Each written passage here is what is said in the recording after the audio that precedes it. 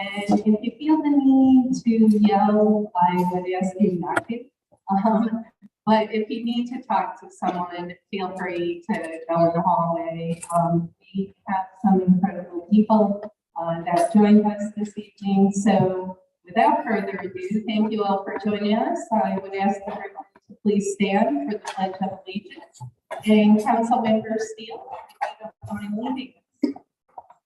Allegiance to the flag of the United States of America and to the republic for which it stands, one nation, under God, indivisible, with liberty and justice for all.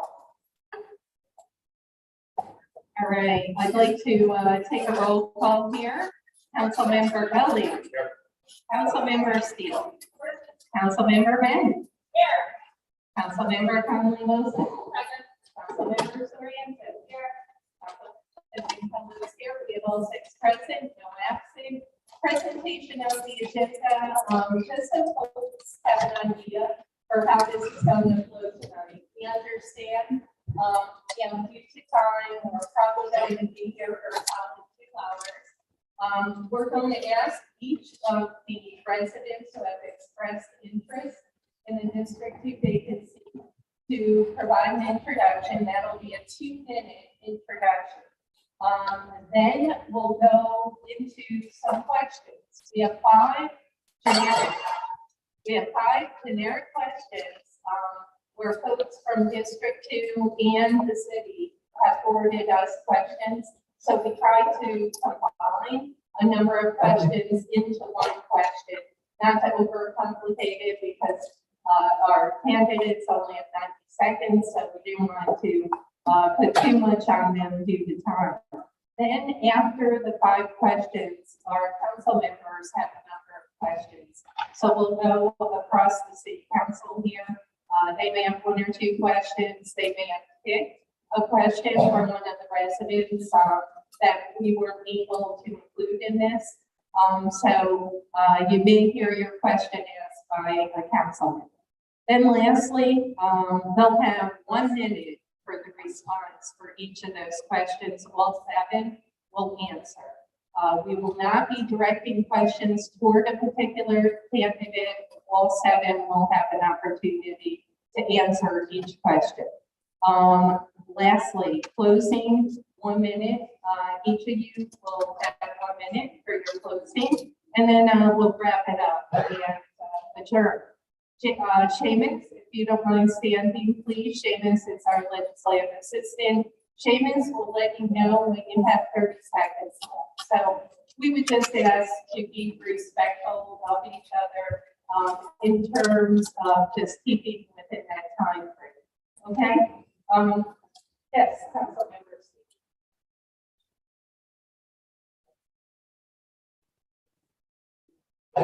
Thank you, Councilmember Steele. One other thing, we know a number of questions did come in and they're still coming into this minute. And we're just so appreciative and just so impressed of the outpouring interest in this vacancy. If your question does not get answered tonight, do not hesitate to send an email to our city clerk, and that is cityclerk@troyny.gov. And each of the members will receive your email and have an opportunity to respond to your question. Whether they do or not, it's totally up to them, but I would think many of them would be interested in responding to your questions, okay? So we're going to get to the questions to the best of our ability. We thank all of you for joining us.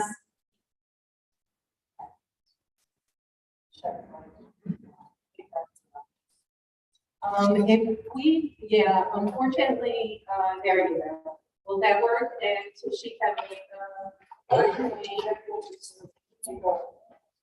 maybe slide down.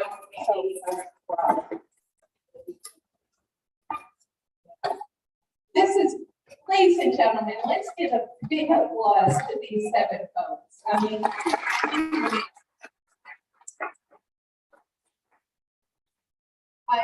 I truly am overwhelmed by the response. And Councilmember Gulley is going to sit in a more comfortable chair. he's a little concerned about this chair. So anyway, that's why he's sitting here. Okay, so ladies and gentlemen, our 7 candidates are Debbie Arthur, Gabrielle Bissell, Brian Bronson, Stephen Figueroa, Frank Meekin, Lion McCandless, Tashika Medina. Let's give a big round of applause. Okay, we're going to take turns, but going in order first. Debbie, if you could lead off with your introduction, thank you very much. Always fun going first, right? Should I stand? Oh, on the mic. Okay. And feel free to stand, sit, whatever is comfortable for you. Okay, I'll sit. Folks are asked. Well, maybe I'll stand. to do. All right. Can you hear me? Yes. Okay, great. So hi, I've been a Lansingburg resident for nearly 30 years. I've raised 2 children, raising 2 children. Some are here hiding in Lansingburg. I only have 2 minutes and I need my glasses. So I have been a writer, a photographer, but mostly a social worker. I've been a maid, I've been a secretary, I've been a factory worker. So I've done a lot of jobs. I am now retired, although pretty busy. It's amazing. So I have a lot of time to put into the city council. I currently I've done a lot of volunteering my whole life, but currently I am on the Knickerbocker Park Board. That sounds better. And I've been very active in the new pool project that will be in the park. I've been really a big part of the planning of that. I've been working with the deputy mayor, Chris Nolan, on that. So some of the other things that I've done is longtime Lansingburg youth soccer volunteer, PTA, big time. My son is 23, so I've been in the PTA and the school system for a long time. My daughter is 11. I've also, in addition to volunteering at the PTA, and also I've done a lot of volunteering. Oops, wow, that went fast. Okay, so directly with schools, been very active with the NAACP for 40 years, including police review boards, sidewalk warriors, that's to feed the hungry, worked with the city on a lot of projects. I worked at Neighbor to Neighbor Troy Housing Authority as a resident organizer for many years. So I know how to work with low-income residents, and I know their needs, and I know how to speak to them and give them a voice, which is what's most important, but also work with administration and government. So I think that I can bring to this, oops, it says stop.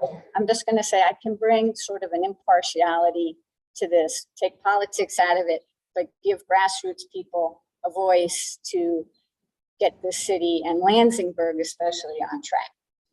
I have a lot more to say, but keep it.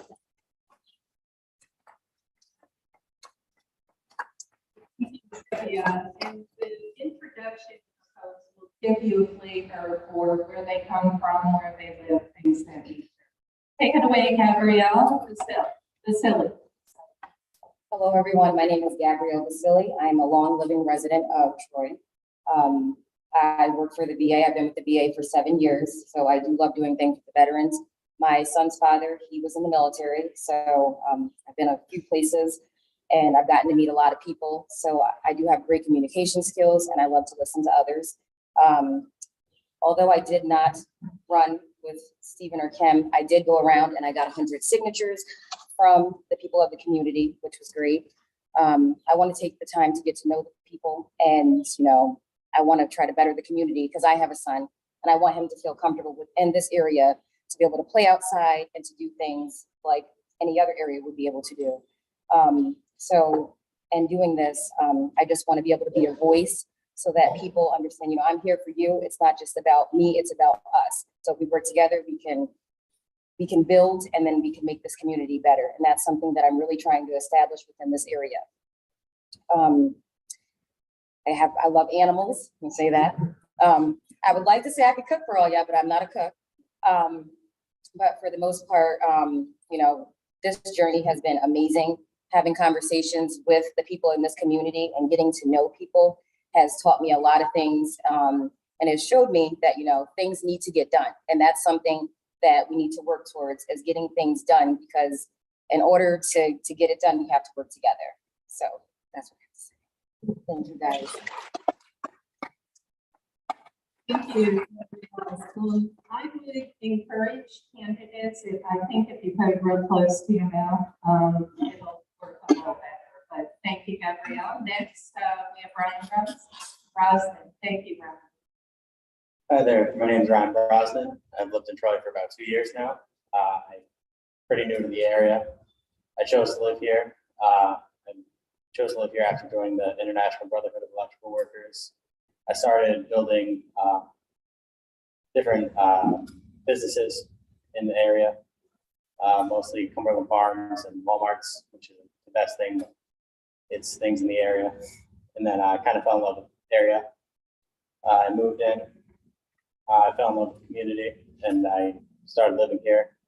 Want to make the community a better place. I was asked to run by the IBW. I started a campaign. I started looking into people. I met a lot of people in the area, met a lot of the pillars. I want to make the community a better place.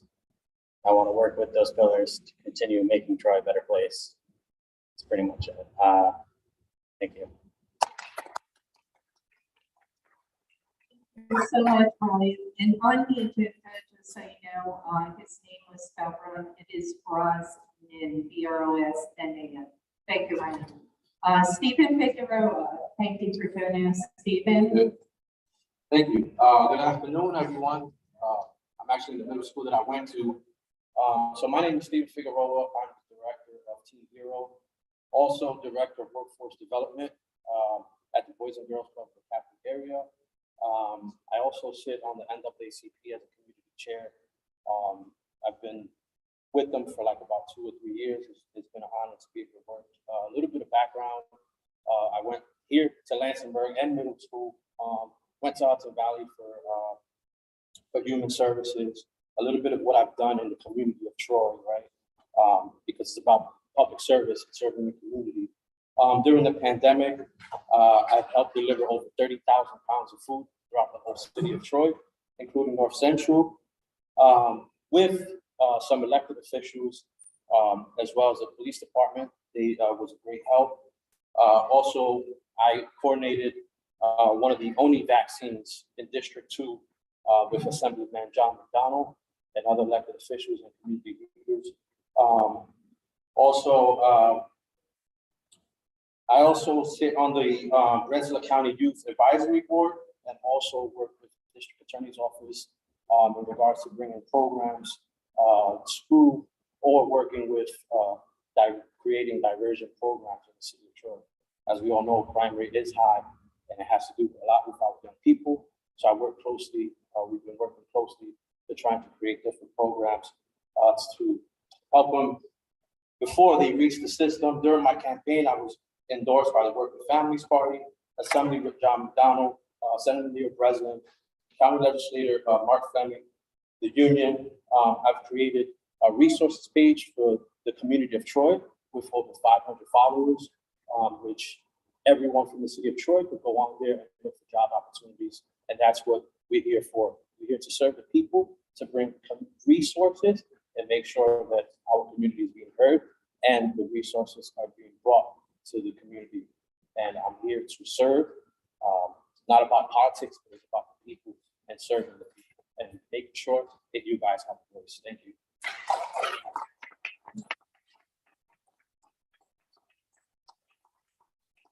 Thank you, Steve. Next, we have Frank Maven. Thank you for joining us, Frank. Good evening, everyone. I don't think I need a mic, Frank Maven. I'm looking around the room. I seem like everyone knows me, so I don't have to talk too much, right? All right, I'm 57 years old, born and raised in Troy. Born and raised, the whole 57 years, born and raised in Troy. I was born in Leonard Hospital here. I have been tried, right, tested, and true to Troy. Believe that. So in the last 7 years, I've run what's called the North Central Community Solidarity Group.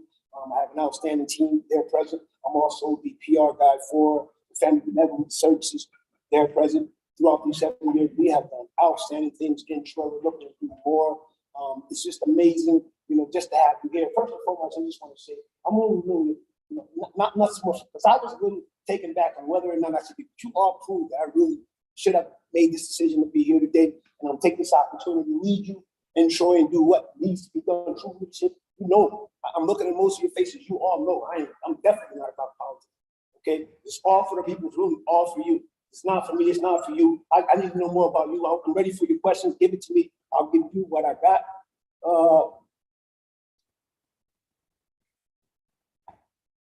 Change. Change is what has to happen. We are setting the tone. North Central Community Solidarity Group, Family Benevolent Services, and the people in our area. We're becoming the changes that we want to see. I'm working with many. Probation, you name it, I'm working with. Nick probation, family court, re-entry. It's what's happening. Again, it's really about you. Bring it to me. Let's get this thing going. And I'll give it back to you. It's all about the people. It's not about the politics. You know what I'm here for. Thank you.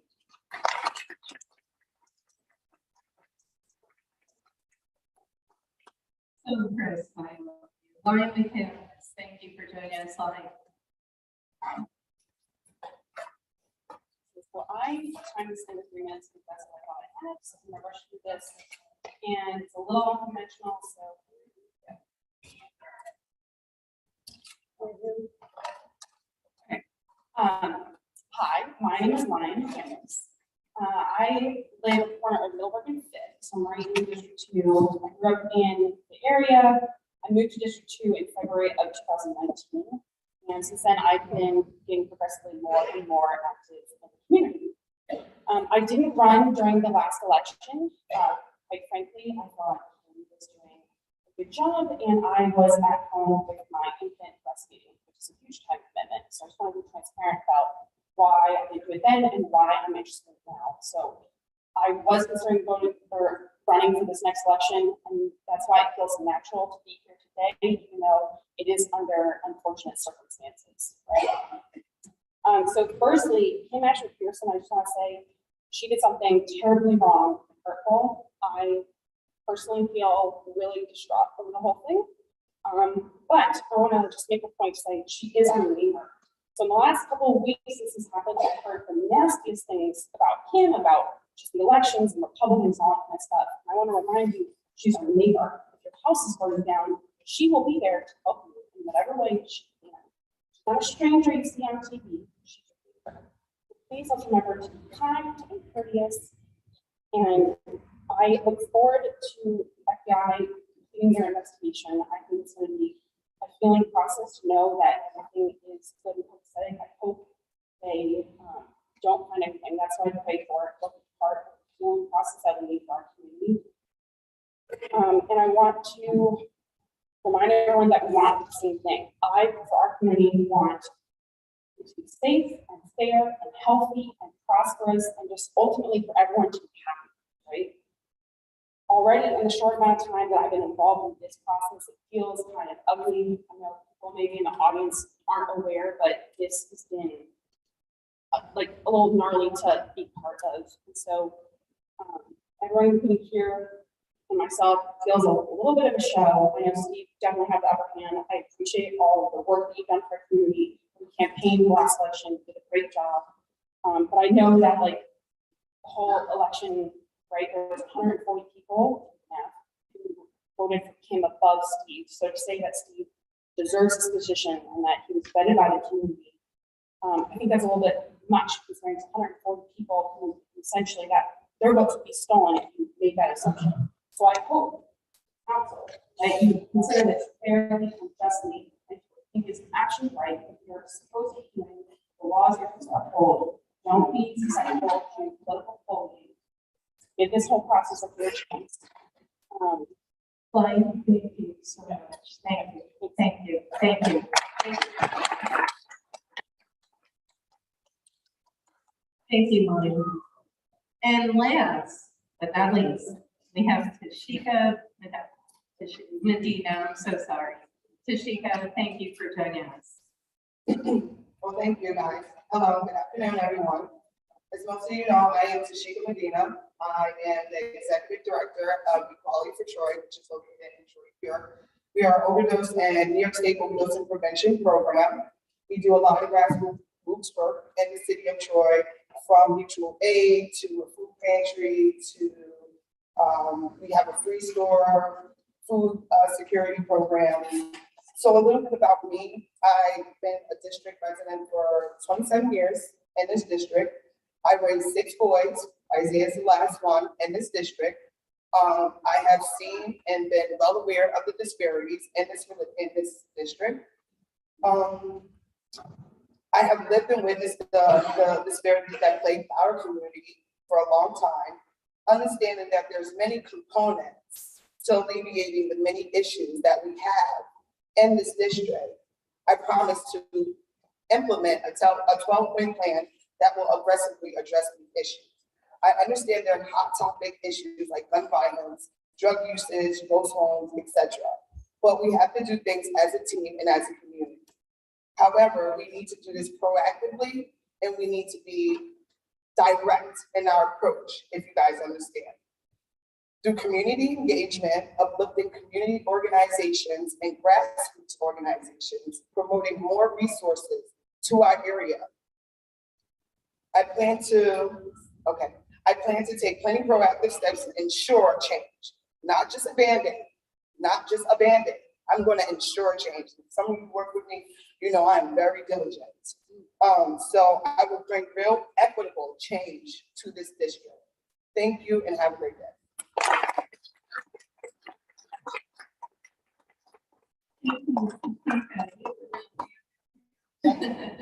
All right, now we get into it, and Councilmember Seal and I tried our best to combine many of the questions that were sent. So once again, if we don't get to your question, please send it to cityclerk@troyny.gov.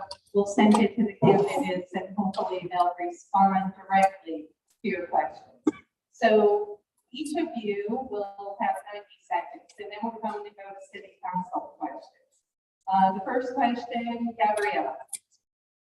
And you'll have 90 seconds. How long have you lived in District 2, which I think you already talked about? And someone did ask, did you run for District 2? You talked about that. What makes you, this is the key, the best candidate for District 2? I think that I'm the best candidate for District 2 because I'm someone who lives here. I know the people. I'm going to take the time to get to know the needs of the people.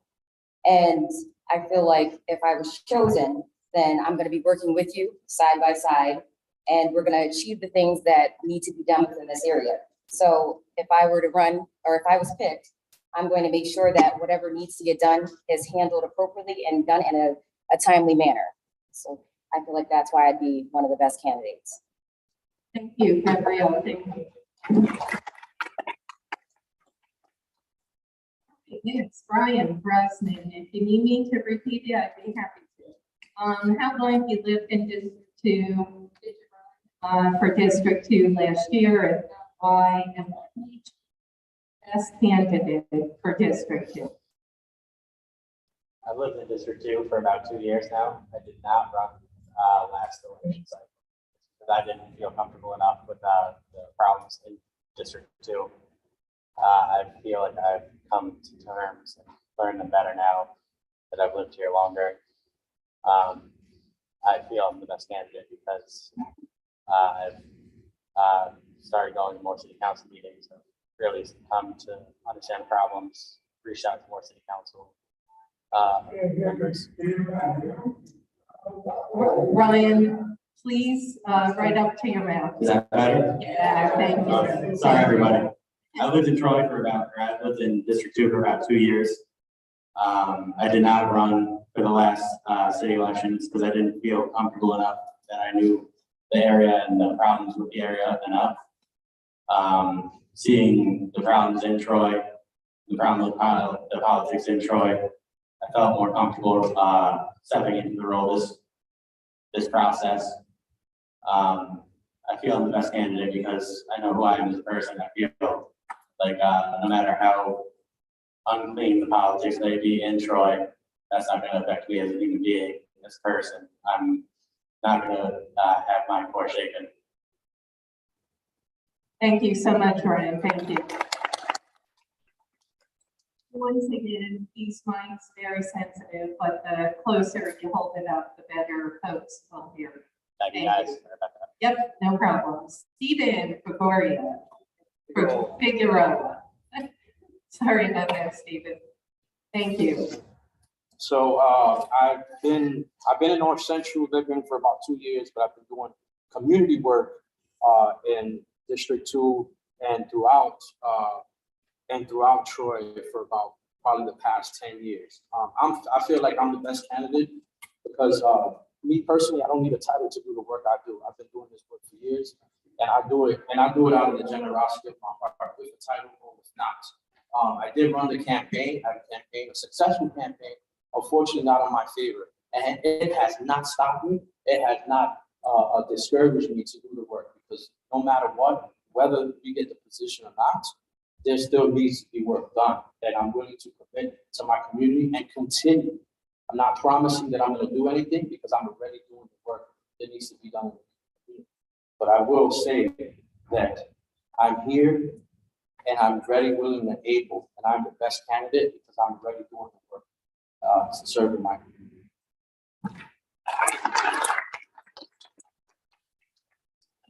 Steve, Steve, would you rather have Steve or Steven? Steve.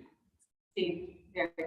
Thank you. Frank David, take it away. Thank you, Frank. Okay, again, no Mike, Frankie Maiden, like I told you, I'm born and raised in Troy, 57 years, and I lived in the same house, same number, same hood, 259th Street, Troy, New York, we own it. I've been here the whole time. I got 9 years, 8 months, 16 days in the military. My flag, Troy honored me this year, and they put my flag and flies so honorably across the street from my apartment. All right, it flies there, so that was just a testament to that being true. No, I did not run the last term. I'm gonna tell you why. This is what I have been doing the last term. So I worked for the city of Troy and Park and Recreations, and also for Health and Safety. I also worked for the Unity House. I also was an ambassador for human services in the city of Troy. I also was a property manager. And mind you, a property manager of one of the most opportunistic properties right here in Troy right now, which in fact, I'm working with the owner who's present today. I'm working with him right now to put an event center there right in the North Central, with virtually shovel ready, with building a business plan and things on that as well. I've also been in North Central Community and Solidarity Group Director. I've also been with Family Benevolent Services. I've also been active, so you see, in fact, I didn't run. My slate was full, but it was all full of doing every one of these positions had something to do with Troy, North Central, you. So you know why. Thank you, Frank. Thank you.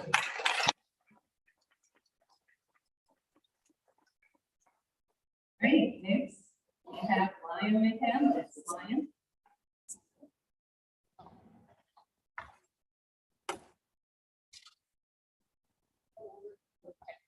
Oh, I'm sorry.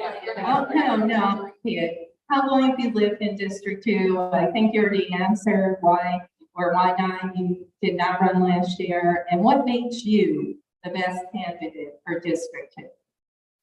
Yeah, so I think this job is twofold, right? It's working with the community, being a good listener and taking it all in, being on the streets, interacting.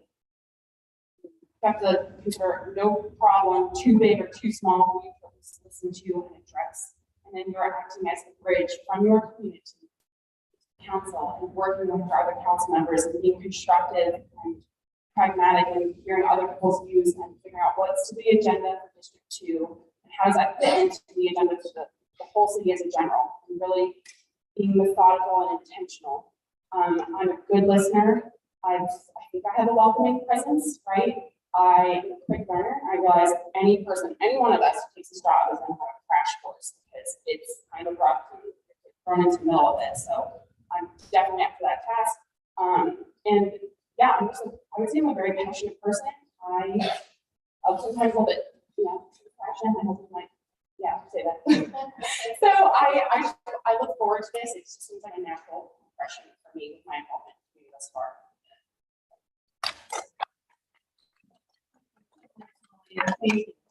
Tashika Medina, take it away. So as I stated earlier, I've been a resident of the area for 27 years. What will make me the best candidate? I don't know. And I'm gonna be completely honest with you guys.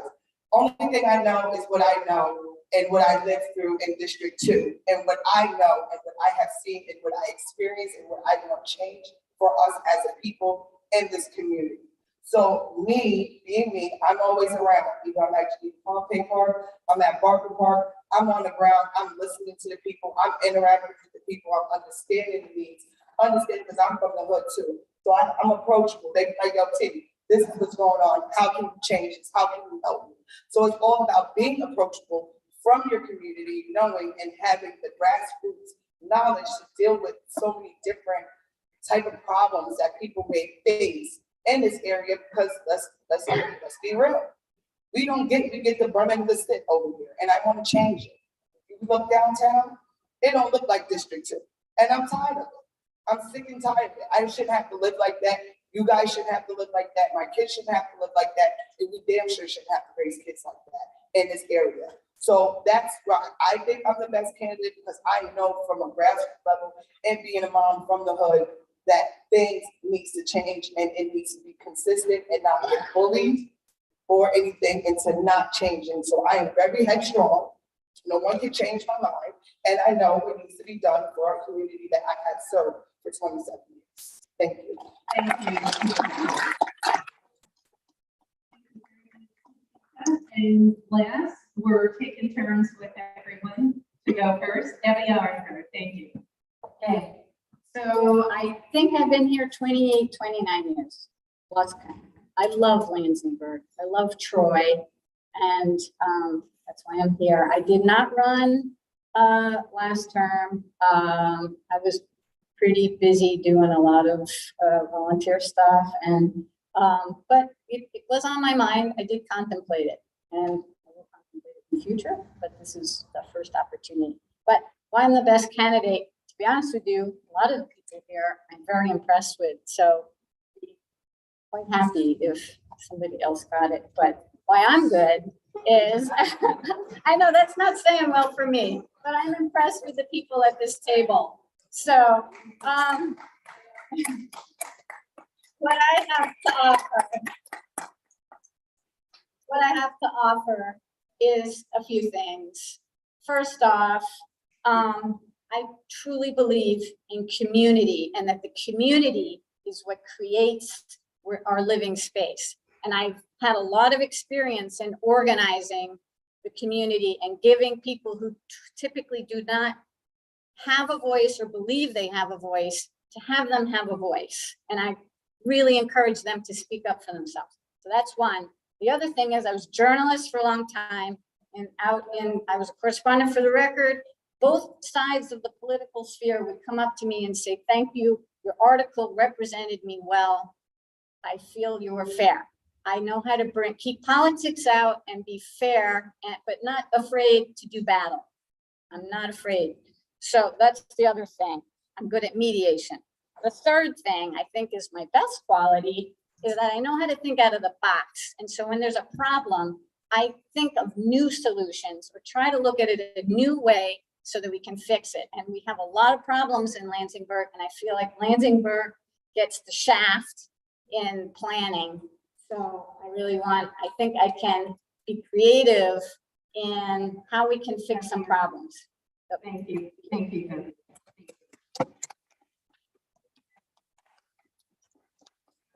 Really so impressed by all of you. Question 2. District communication and planning. Neighborhood groups and volunteer organizations are important structures, important groups in District 2. How will you communicate with your district and utilize these organizations' enthusiasms, energy, which we're seeing tonight, and skills to further improve the quality of life in our communities? Brian, Please don't forget, let's bring the mic up so folks can hear. Thank you. Ryan. You guys hear me? Alright. I'm big on social media. I'm big on Facebook groups. That's how I would do most of my reaching out to the community. I'm already on a few of the North Central community groups. It's the biggest way I reach out to people. I met a couple of the pillars of the community. I reached out and got their business cards, emails. I got a couple of the pastors, priests of the areas. I got their emails and their phone numbers so I can text them. I have reached out to a few of them already. Yeah, mostly social media though. That's the way of the future for reaching out to everybody. It's the easiest way for everybody. Yeah, Facebook groups tend to be the easiest way to get to everyone. Awesome. Thank you so much, Ryan. Thank you. How would you further improve the quality in our communities? Thank you. So I think that's a good question, because I think, you know, in District 2, we are facing a pandemic, right, of gun violence. And I've been working closely, like I said before, with the District Attorney's Office. And I've been working really hard with the young people in our community, right? I'm the director of Team Hero, founder here, Gary Ford, and we focus a lot on the quality of life, right? And I think the gun violence is huge. So we're working together. I'm working with elected officials. I'm working with, like I said, the District Attorney's Office of trying to come up with more programs, more solutions, and bring funding into Troy so we can keep these young people off the streets in a better environment and in a safe environment and give them job opportunities. I'm also the workforce development director, and I have employed over 40 young people right in our neighborhood, all right, that's facing those challenges that we're going through. Former communication, back a year and a half ago, I created the Troy Community Resource Page, which has over 500 followers. People have gotten employed with it. People have gotten resources for mental health, substance abuse, and also bringing resources to the community, coordinating events, right? Events, whether it is the vaccine clinic that I coordinated with Assemblyman, and different resources so they can take advantage of, whether it's health insurance. So, like I said, I use social media as well, and I bring it to the people. So that's great communication work that I do in regards to getting information out. So I'll make sure they get it. Thank you very much, Steve. Thank you. Great. Take it away. Quality of life. Quality of life. So, as I said to you, as director of North Central Community Solidarity Group in the last 7 years, I have worked, and it's amazing what I've been able to accomplish that. Well, so I've worked with everyone, right? So I'm talking from the mayor all the way down. So I've worked with the mayor, we've cut, and in the last, I'm gonna say 12 months, we've had 4 ribbon cuttings on 4 businesses, one of which is a cafe, one of which is a child's after daycare thing, one of which is a sports bar, beautiful thing, and then one of which we just had, I think a week ago Wednesday, at another street taco located down there in Troy. So we've opened that. Open all the cut the ribbon there, and we take the mayor for that. But we also opened opportunities because all of those places that I tell you employ people from the North Central community. Those people, we are employing those people. We're putting them to work. We're giving them work ethic. That's what we're doing with North Central Community Solidarity. With Family Benevolent Services, I am their PR. My director is here right now. With Family Benevolent Services, we employ youth ages 18 to 24. We put them to work. We're giving jobs. I work with the mayor. I have a direct line with the chief of police. I work with Tripp. I work with Unity House. I work with all of the pastors. The number 1 pastor of the Black pastors is also here today. I work with all of that. I work with the Troy Central Little League. I work with Family Benevolence. I work with everything that has to do with you. Most important, I work with you. We make it happen, Troy.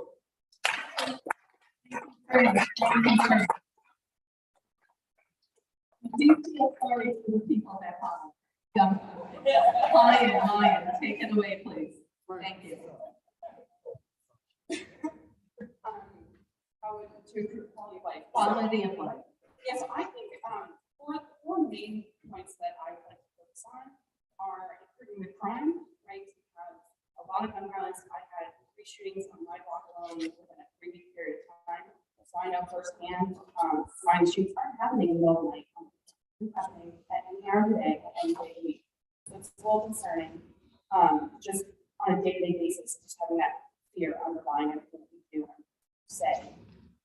Secondly, garbage. Garbage is a huge problem. I walk around the streets seeing like just garbage in general, also just like unsanitary things, whether it be used needles or tampons, whatever. And I have to explain to my little girl, this is bad, this is whether it's bad. It's like a weird conversation to have. And besides that, it's just not healthy. So I know there's people actually working on this. I think that the progress they made is great. More progress further. So working with the parties and the landlords and the tenants and everyone in the community is responsible in some way. Secondly, infrastructure and resources in District 2 definitely need to be improved. And kind of along that line is creating access to quality, affordable food. It's a food desert. I'm not sure if you noticed, there's no accessible grocery stores. There's a lot of bodegas. They overcharge for food. They don't give you healthy options. It's a real problem that I would hope there are things that are being planned and worked on right now, and I would hope to push those further. So that's the quality of life things I would try to go after. Very good, thank you, Lynn, thank you. Tashika, take it away, quality of life. Let's think about what that means for 1 second. The quality of life means that you get to live safe, cleanly, unharmed, unhinged, and unafraid. So with that, I hear everyone saying gun violence, but we have to talk about what leads up to the gun violence. No resources. So if you can bridge the gap, because a man or child has that fork in the road at about what, 8 or 9 years old? We got programs out here for teenagers. We need to catch them when they're about his age and really do mentor projects and understand these kids because they don't have no voice. They don't have no voice. Their parents is overworked. They don't even see their parents. So do you know who they gotta see? Us in the community. That's how we want to get the real quality of life. This is going to start with the children first. Yeah, we have other issues. And one of my big issues is the ghost houses, meaning dilapidated properties in the city of Troy. We have so many. And you know what they turn into? They turn into drug houses and unsafe needles and people ODing. Let's talk about the quality of life. Let's put a safe injection spot in the city of Troy. So therefore it can be monitored. That's one thing I'm working on in the city of Troy, is having a safe injection spot. Well, a lot of people don't agree.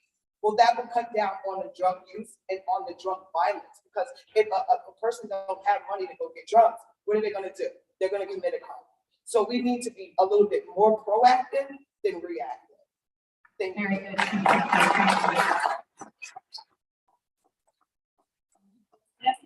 Thank you. Quality. That's a pretty big tall order. If I really had an answer, I'd be in a lot better shape. But so quality of life is a work in progress. That's something that you have to get communication and ask District 2 people, what is quality of life for you? What is important for you? I do have some ideas, safety for sure. I think all of us, because we live in Lansingburg, we know safety has become just a huge tragedy. I mean, I've had deaths, murders in my block, multiple times. That's outrageous. That should be like never. So safety is something, and I agree that you have to go to the root of it and find out, and address not just that, enforcement or whatever, but create a better living space. So that brings me to my next quality of life, pride of place. Lansingburg people are very proud of where they live, and projects to enhance that, I think has a lot of power to make it beautiful, to make it clean, to make people feel like, yes, this is my neighborhood, I'm proud of it. The other thing, this sounds trivial, but people want to have fun. So quality of life, I think we need to have some fun in Lansingburg. Let's have some events. It creates community and people have a good time and they feel good. And that I think is worth something.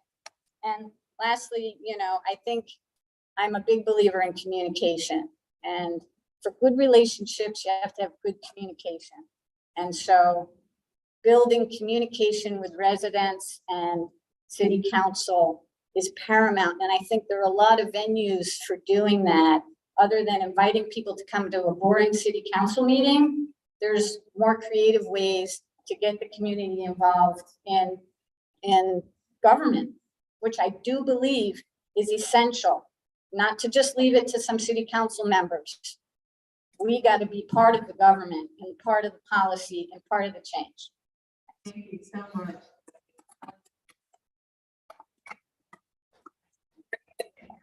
Gabrielle, take it away. So quality of life, I believe it starts with communication. First and foremost, in order for us to save or to stop what's going on within the community, we need to communicate with one another. There has to be an open door policy where people can come to you and speak to you. Without that, I feel like people are not going to feel safe.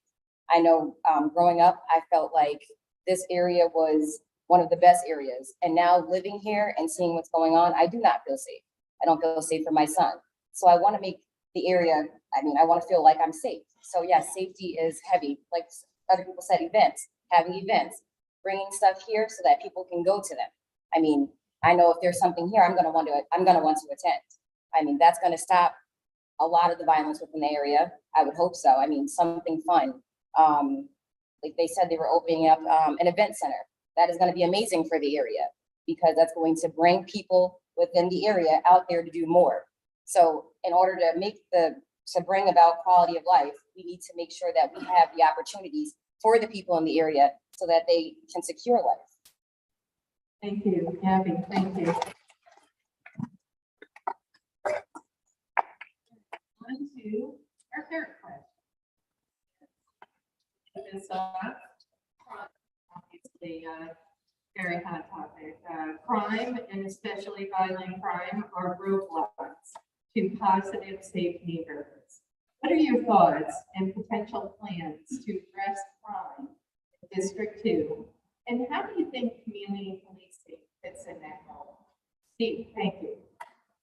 Yeah, so as we all know, crime is heavy, and that has to do with the quality of life, right? And digging deep into those grassroots, right? And the young people. So one of the most important things is trying to support those grassroots programs that's in our community that's not being served enough, and being able to open up more opportunities for these young people. Because like expressed before, there's not enough resources for these young people. And I think most importantly is bridging that gap, right, of resources and opportunities for these young people, because these are the most that are affected by this gun violence.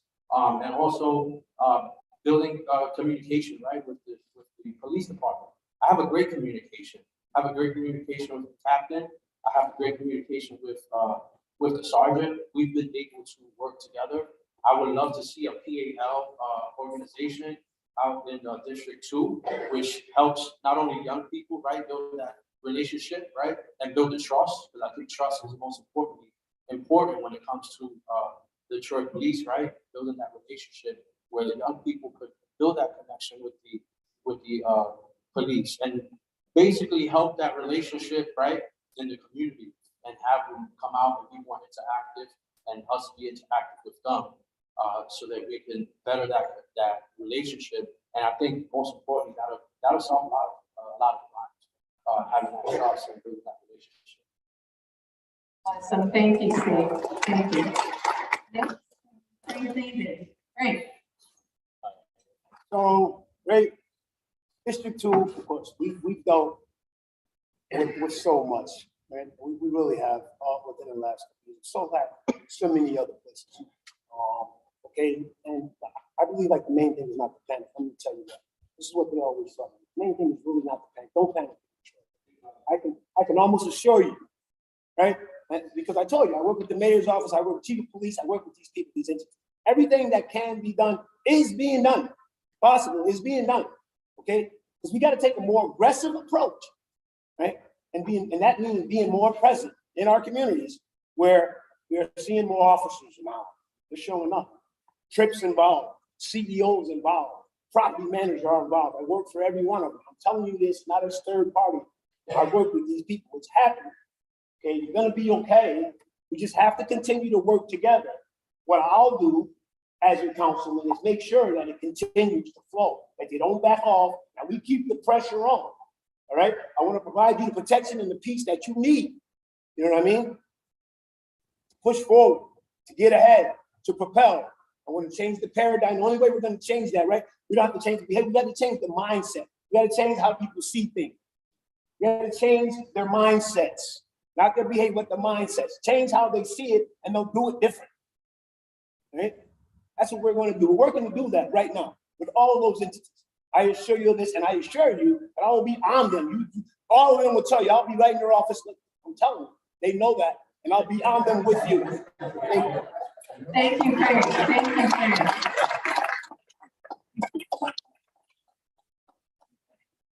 Thank you again, Craig. Lion, take it away. Yes, so without being repetitive, I fully agree. We need a lot more. I mean, some of the youth programs we have are great, but it's like more of them, more intense. I love what Steve and Frank are doing. I think, I mean, one of the shootings that happened in front of my house, it was by these 3 young teenage boys. And I see them walking around the street on the sidewalk on a weekly basis. So it's crazy because I feel for them. I know that this is just kind of the only thing that they know. I would love to channel their energy and their time into something more constructive. So those kind of programs are essential. But then on the other end of it, there's also people who are like little mature, and they want kids, and they're still doing this stuff. And that was another issue that happened. It was like older gentlemen. And for me, it's about community being responsive too, right? Because the police can only do so much, but activating the community, I already have things in motion where I'm trying to get the people in my neighborhood, whether it be businesses or residents, to start a neighborhood watch, because we should be responsible for each other. This is our place where we live, and we want to have more control and feel safer by our own right. So we're working with each other, working with the police, having more security cameras, right? Because even that itself is hopefully current. Security cameras have everything. They help shooting, they help people stealing your bicycle, they help your package stolen, someone hit your car. All those are like little crimes, right? Little crimes that have big crimes. So just increasing awareness and cooperation amongst the community and amongst people in positions of power and police. That's I think kind of what I'm moving forward. Thank you so much, Lion. Thank you. Thank you. Tashika. So as we all know, gun violence is everywhere in the United States. So it's not just local in the city of Troy. How I will deal with this in the city of Troy, once again, not to be repetitive, but more resources. And it's just, we're not going to just blame it on the youth. We're going to put it where it needs to be. We have people coming home from jail that don't have resources. We have the most highest recidivism rates in Troy, New York, than in Albany, in this little town, than in Albany. That's a huge factor. What I have seen, and I'm only going to talk about what I have seen, down at Barker Park, a lot of them come home from jail, they don't have no money, they don't have no resources, they sleeping on the streets, they trying to hustle and bustle and get it any way possible. So we need to extend more resources and kill that recidivism rate. As far as the youth, I already said it before, we need to get more youth organizations. We need to let them control their own organizations, let them be their own voice. We don't need to be their voice. They speak up and they speak very well and very intelligent, articulate. So if you ask, they will tell you what they need and what they want. The question is, who's sitting down asking questions? So I took it upon myself in the last 2 years to sit down and ask these questions. And I wasn't happy with what I heard.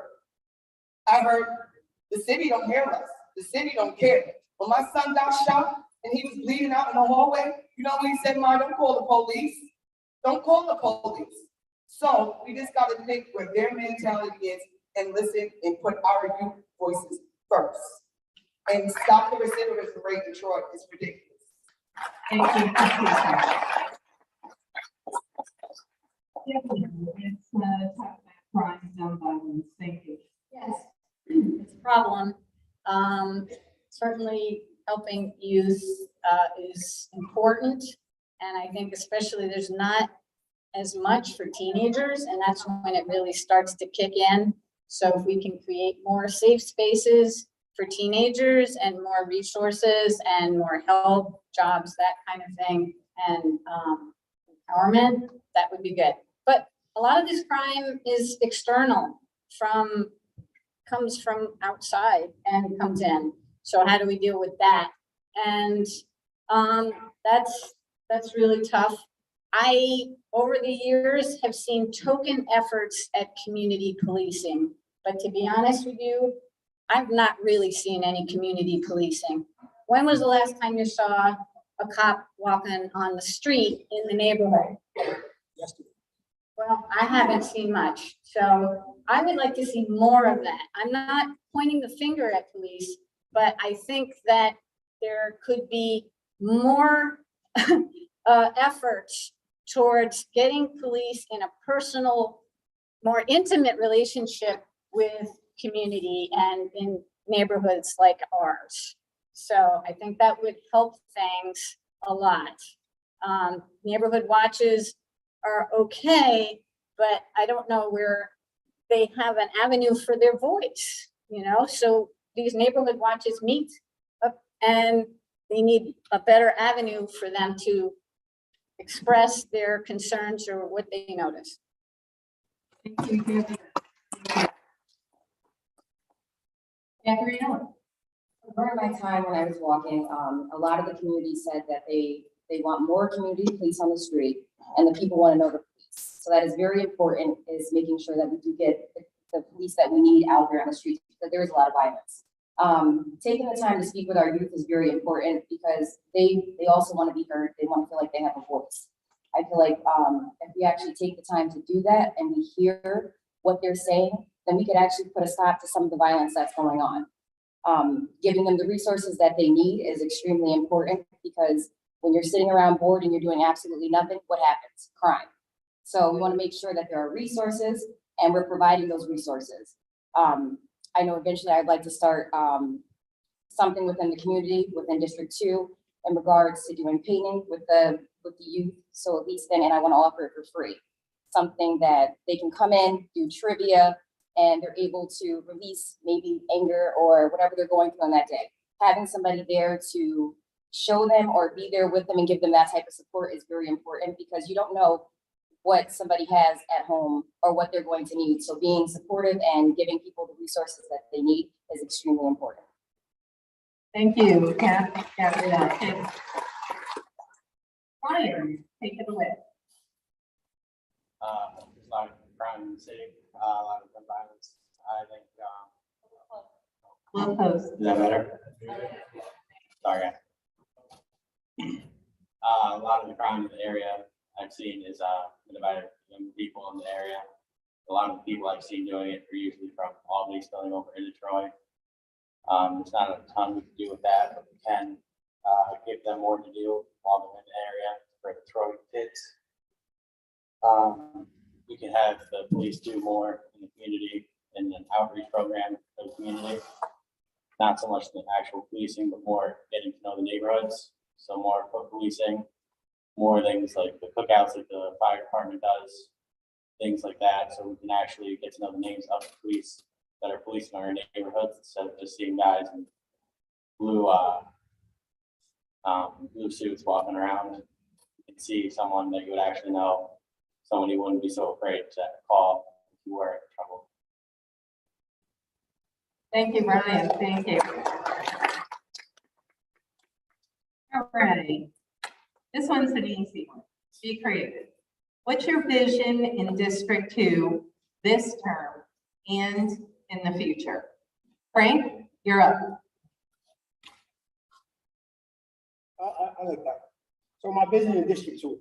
So we're talking about, basically what's wrong, point from the less rate, but I think we should really focus a lot on what's right, because we have amazing people in the city of Detroit, okay? So, all right, not a lot of us are doing this, right? We have amazing people here, and we have amazing reason to do amazing things for them. That's what we're gonna do. That's my vision. That's what I see, right? My thing with Troy is, one of my best things was, when you're here, it was like Troy is the Olive Garden of New York. Because when you're here, your family. And when you're in North Central, your family. And we want you to see that. North Central is an amazing place. We got amazing people. Look, we're here, right? We can do amazing things with them. And that's what I'm gonna do. I'm gonna fight with you, all right? I told you, I'm gonna say this over and over again. This is the God's honest truth to you. The mayor, the chief of police, the pastors, property and business owners, TRIP, CEO, Unity House, Team Hero, Coalition of Black Leaders, Faith, Snug, Probation, Family Court. I'm there on a daily basis. I've been there. I'll continue to go there. Excellent.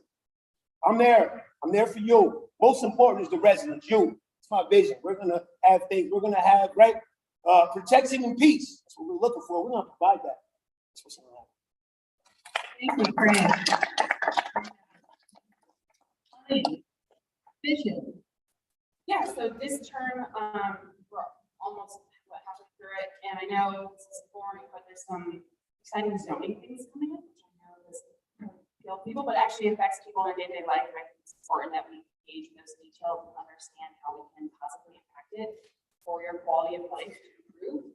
ARPA funds are being distributed in the near future, and there's a lot of exciting things there, so making sure opportunities that District 2 has to benefit from those is properly allocated.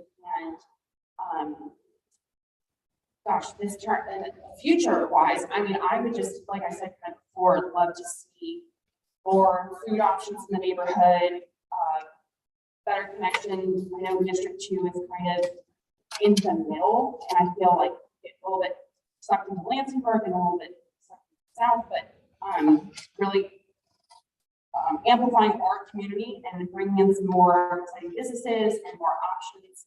I know bargain grocers and that really cool rock gym is coming. Those I'm excited about, and I'd love to see those come to fruition. So yeah, that's kind of along that line of vision. Thank you so much, Lion. Thank you. Tashika, your vision. Wow. So as I stated earlier, I have a 12-point plan, and I'm going to actually aggressively approach this in my first little bit of months that we have left, if I'm selected by you guys. First, I'm going to implement more social workers in our district. And the reason why I say that, because we have a lot of people that's going through things throughout the pandemic, and we have children that are going through things throughout the pandemic. Will I promote more police? No, what I think we need is more social workers, people that are actually trained to deal with some of the problems that we're facing. I'm not trained to deal with some of your emotional problems. So we need more youth social workers in this area if we're going to combat the violence among our youth. Secondly, I'm going to aggressively approach, once again, the ghost houses. They are cesspool for just unsavory things to happen in in District 2. And it gives us just an ugly look when you see all the dilapidated houses, the trash. I understand those are hot topic issues. I would take care of those, but my hot topic issues is getting these kids into city seats. We have contract pavement contract. We need to fill those spots. We need to train those kids, get them certified, and get them city jobs, get them off the street. So that is my main thing of really finding plausible ways and long-term ways to keep it. Because remember I said, not a Band-Aid, long-term.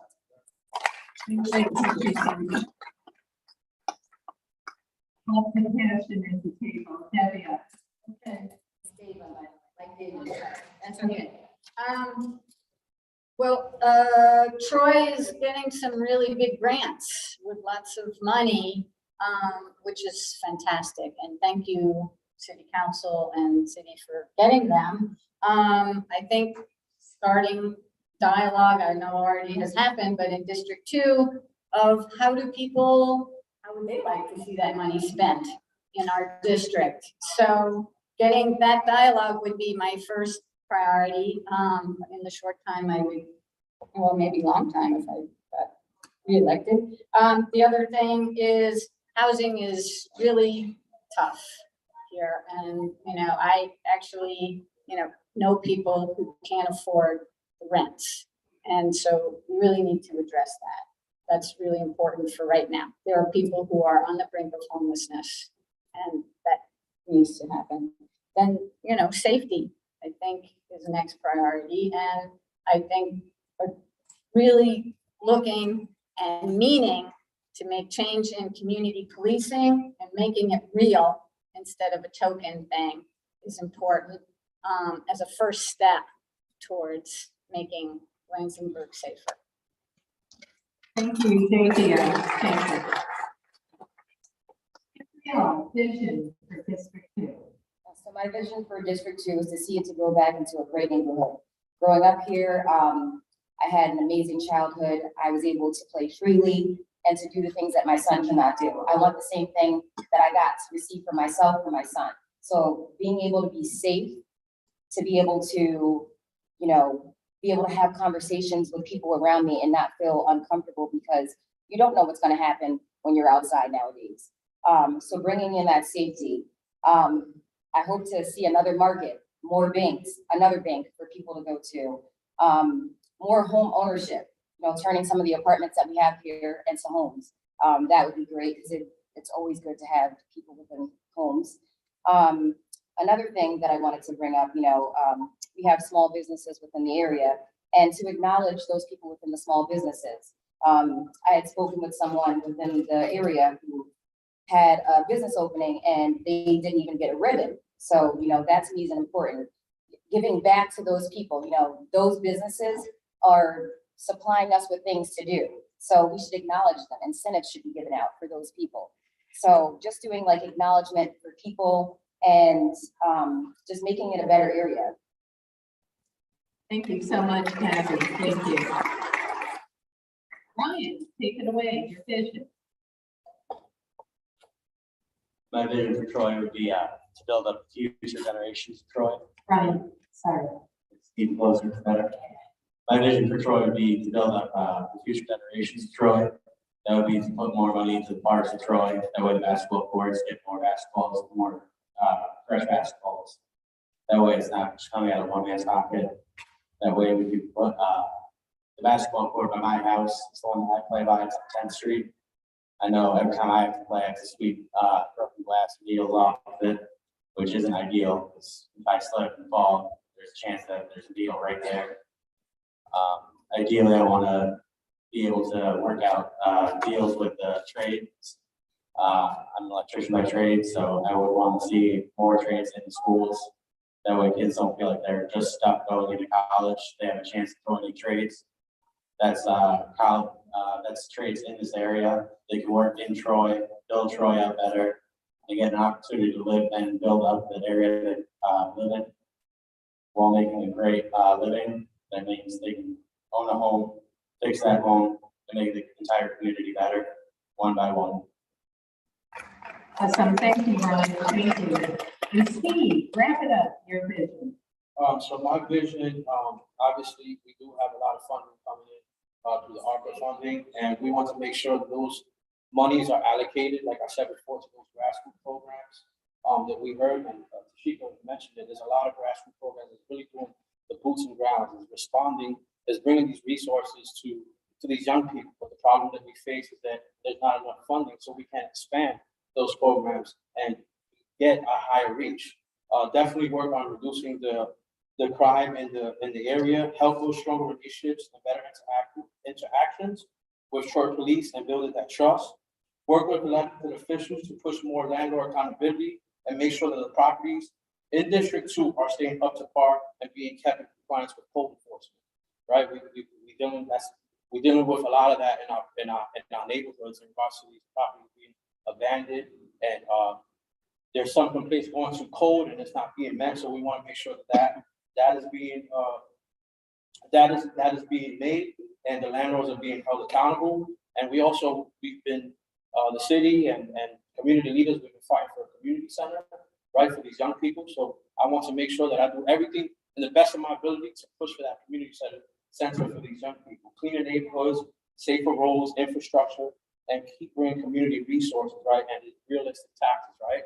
We're facing crimes and everything else, right. We don't want people to leave, so we want to make sure the taxes are realistic in our neighborhood. Youth education, keep employing these young people so that we can build them to be entrepreneurs and they can employ other people. And that is my vision. We're gonna keep working and make sure that the jobs get done. Awesome, thank you, Steve. Thank you. Yes, from residents, and now we get our esteemed city council. Last question. What do you see as the biggest challenge or challenges for District 2? And what are your thoughts on how to address it? Lion, if you could lead this on.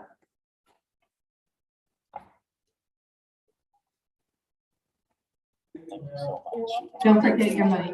Thank you.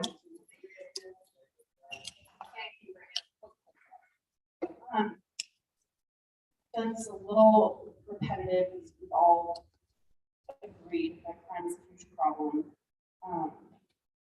More. And we talked about how we would address crime. I'm drawing a blank right now, because I don't want to say the same thing over and over, but I didn't talk about community police. I have before in the last question, I think they're an essential part. I'm glad, frankly, you said that you've seen them. That's important. It's crucial that they're on the ground, talking to people, interacting, knowing, like, you know, they are very, they're people who walk past my house every single day. And they're like eyes in the neighborhood. They're great resources. They want the best for the neighborhood. I'm kind of blanking at this point. But yeah, I know. Okay, it's okay, Lion. It's okay. So I just, crime is definitely a big problem. Honestly, I don't have anything to say, because I've seen it all. That's okay. Lion, thank you. Thank you. Well, thank you so much. Again, we covered so many topics, so I guess. Tashika, sure. Biggest challenge, bear with me. What do you see as the biggest challenge or challenges for District 2? And what are your thoughts on how to address it? The biggest challenge or challenges and how to address it? You got it. So I think the biggest challenge is that the city does not work with grassroots organizations and they don't fund us, of course. Let's just be honest. They don't. We're out here, we hustling and bustling. We taking stuff out of our money. We can't even get an email back. So I think we need to start with communication first. We're bridging our communication between community organizations, grassroots community organizations, and the city. Secondly, I didn't want to gloat, I didn't want to think, but I'm working with Frank, Gabby, and George, and I actually did the proposal. It's done. We're working on the North Central Community Center, and we've been working on it for a while. Really want to know, we want real solutions. Fund us. We're planning on having social workers. We're planning on having food security programs. We're planning on all the things that we have stated under one roof. It's going to be a hub of resources, not just from one organization, but from all in the city of Troy. And it needs to be funded. So that is the main goal. And that's one of the things that I see. But I'm going to just stop thinking. And then if you have any questions, email me and I'll get back to you. But that is the main thing right now. We need more funding for our grassroots organizations that are on the ground, that is doing the work, and doing the preventative work that we don't get paid for. A lot of money come out of our pocket. Thank you, Tashika. Thank you. All right, thank you. Yeah, safety is, I think, the biggest challenge at the moment for the past probably 10 years. You know, things radically changed and got for the worse. So that is the biggest challenge I see in Lansingburg, but there's some others. I think people are not loving Lansingburg as much and starting to move out. And I think because resources are not going towards Lansingburg, it's been focused on downtown, and downtown is, I can't even recognize it anymore. It's amazing. So we need to bring that into District 2. Let that spill into where, you know, and downtown is business and some upscale residents. And so, you know, we need to know how to make it nice for us, not so upscale residents, right, who live in this district, but make it nice for us too. So we're not a business, but we're living here, and I'm hearing people say I'm leaving, and we don't want that. So that's a big challenge, I think. Thank you so much, Deb. Thank you. Gabrielle. Well, I guess it's my favorite word of the evening, communication. One thing I did hear when I was at the ICC, people were stating that they feel like people don't hear them. They have communicated that things need to get done and they're not getting done. So that is a big concern. You know, they're emailing, they're calling, as you said, not getting return phone calls or emails.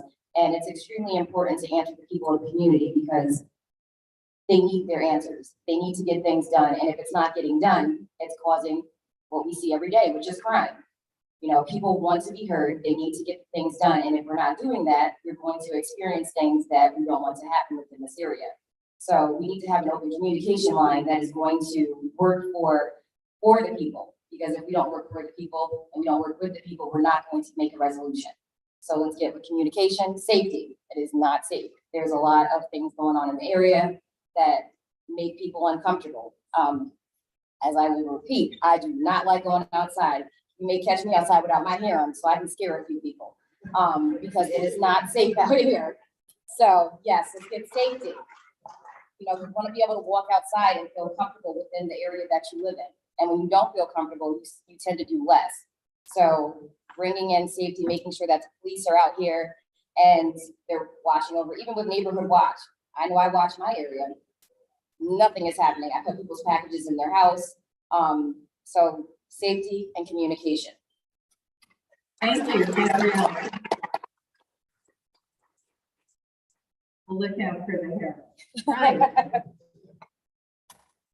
I think the biggest challenge would be utilizing the funds we have and finding new avenues to find new funds. I think the community is going about where we need funds the most. I think the city is not going to be able to fund us. I think that's been pretty apparent. The grassroots campaigns aren't getting what we need. The city's kind of decaying a little bit. The district's kind of decaying a little bit. I think whoever does win should try to find some kind of grant from the state to find new avenues for funding.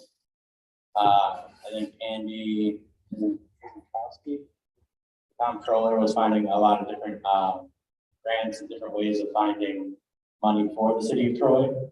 I think if we did that just for District 2,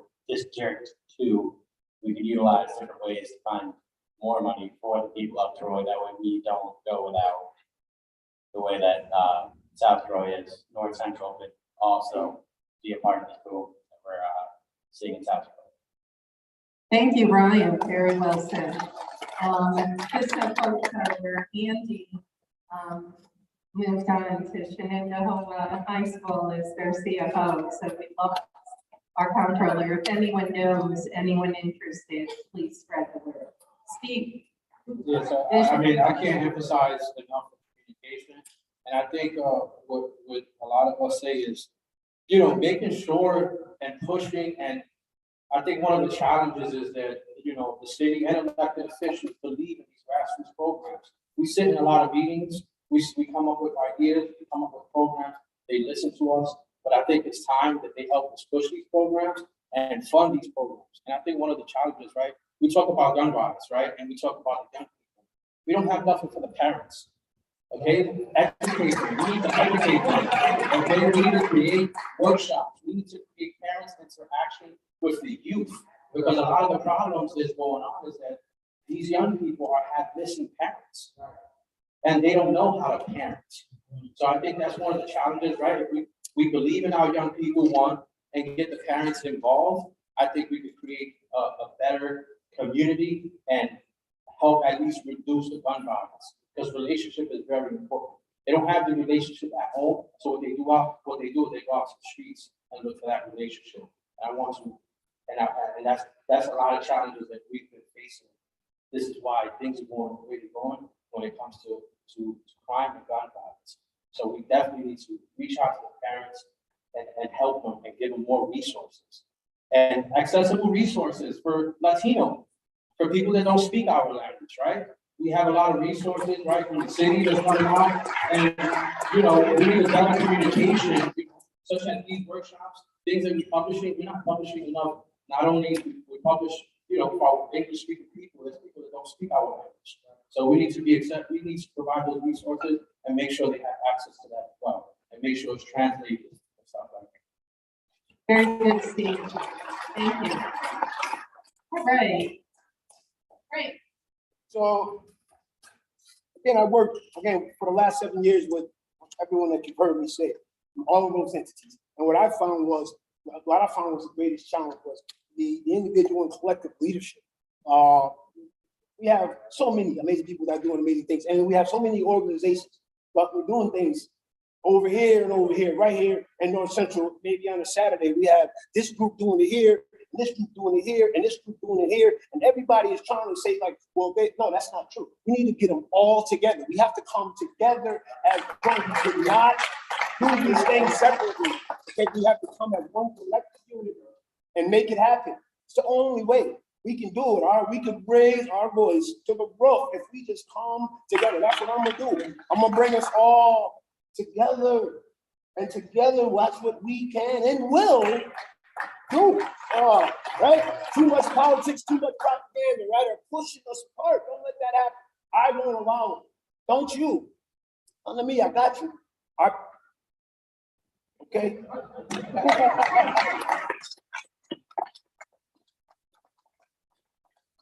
Ladies and gentlemen, let's give them a round of applause. This is really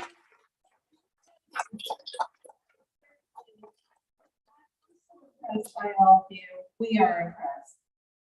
This is not easy being up here. You guys are amazing. We're going to hand over to the city council. They have some questions. Councilmember Gully will go right by district. Councilmember Gully.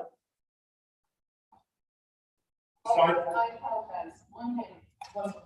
Aside from District 2 problems, I'd like to talk to you as individuals. Just a simple explanation. What are your personal strengths? And what are your personal weaknesses? And we're going to start out with Tashika. What are your personal strengths? And what are your personal weaknesses? Well, believe it or not, for people that know me, I am a nerd.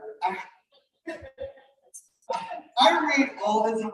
I mean, so my personal strength is reading, understanding people. I am a good people reader. It helped me go into a room where I never felt welcome and walk out the star of the room. My communication level, I can communicate from someone that has low social status to the highest social status. That is a gift of mine. I have always had it as a child. My father used to say, girl, you go into a room, you just outshine me, and I'm supposed to be sitting there attention. I don't like it. It's never been a thing of mine. It's just always seemed to people be drawn to me. I guess, I don't know, I have like a really welcoming personality, I guess. But then when people see and talk to me and see how educated I am among my hood posterior, they'd be like, wow, I want to learn more from this girl. So I think learning and teaching is one of my best strengths. I would say my weakness is that I have a big heart. I have a serious big heart. And sometimes people. Thank you so much, Tashika. Thank you. Councilmember Steele. Oh, I apologize. Yeah, sorry about that. No problem. So my strengths are, I'm a good communicator and I listen, and I think I also know how to mediate and get everybody to talk okay and settle down, and then let's get to it. I'm a hard worker. and I go after stuff. But I think I'm creative.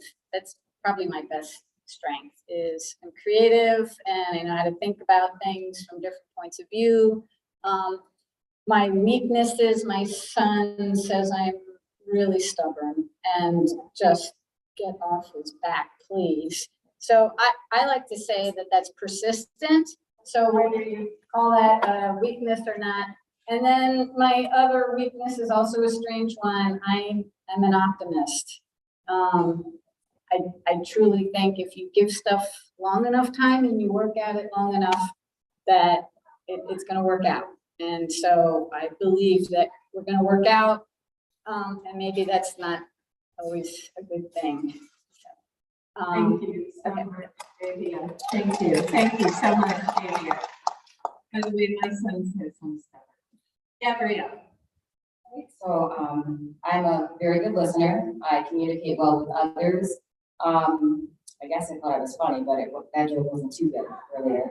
Let's see what else. I'm a very nice person. I'm respectful. I work very hard at everything I do. I try to 100%.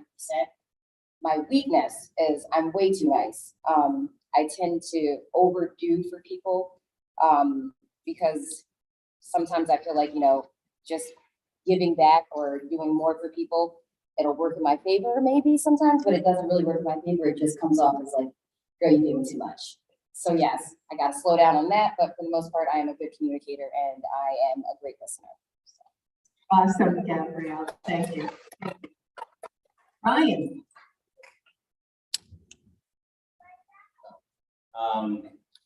My greatest skill is I'm a pretty good communicator, not the best public speaker. I'm sure you guys noticed. Get pretty nervous in crowds. I'd say that's probably my biggest weakness. It's getting better. Another great skill I have is I'm really good at putting my nose to the grindstone when there's something to be done. I really get down to business, get it done. Great sense of humor, which is good and bad. I tend to joke at the wrong time, but it usually works out in the end. I usually leave a room laughing, which is good and bad again. Yeah, my greatest skills are usually just hard work, great listening, great communicating. Never really left a room where someone felt like I haven't listened to them. That's usually what people are looking for. So. Awesome. Thank you, Ryan. Steve, take it away. For me, my personal strength is not being afraid to attack issues, not being afraid to put myself out there, not being afraid to build relationships, right? Because sometimes you walk the neighborhood, you may not know somebody. I'm not afraid to walk up to them and build that relationship within my community. I'm not afraid to work, right? I'm not afraid to try different things, right? In regards to challenges in our community. And I think one of my weaknesses is saying no, right? I'm always saying yes to everything, whether somebody in a fire situation, they need resources, whether somebody that has faced gun violence, that maybe need shelter or anything. I'm not afraid to say no, and I have a problem. That's one of my weaknesses. I always want to say yes, and I always want to be there for everyone. So I have to kind of work on that. But yeah, that's it. Awesome. Thank you, Steve. Great. So I have to say this, I know you ain't supposed to remix it, but so I am a Christian first and foremost. My strength, the joy of the Lord, my God in Christ. With that provides my passion to provide for the people.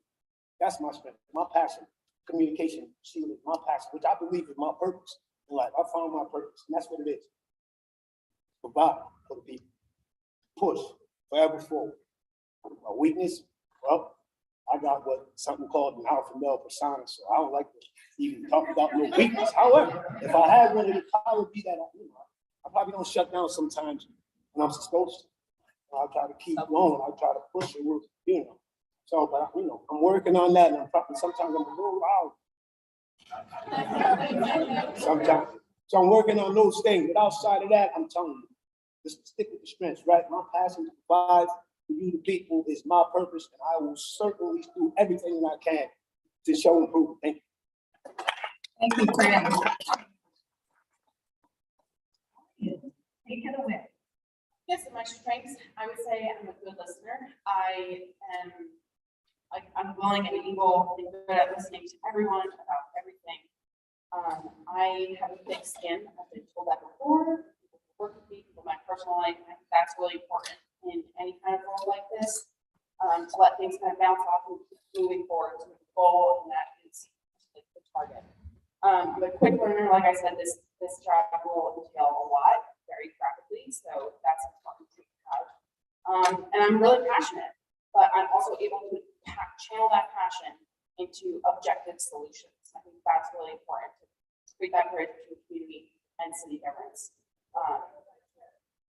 I'm empathetic, which I think I'm more so now that I've had kids than I was previous kids. That's a really important quality because that's what makes us human, makes us connect with each other, makes hearing other parties' views, other people's views and desires resonate with you more, digest it, and figure out what is the best solutions to go forward together. I would say my weakness is also my passion, because I sometimes get like too passionate about things. And I know Jamel over there, actually, he worked with me like 2 weeks ago, and I was very passionate about, and he shined some light on how to simmer it down and be more positive and pragmatic about things. So it's great. Yeah. Awesome, Lion. Thank you. Thank you. Now we're going to move to another question. And I really like that question. I'd like to get to know people. Councilmember Steele. Thank you all for coming to me. Stand up, even though this looks like I'm standing up. I really am standing up.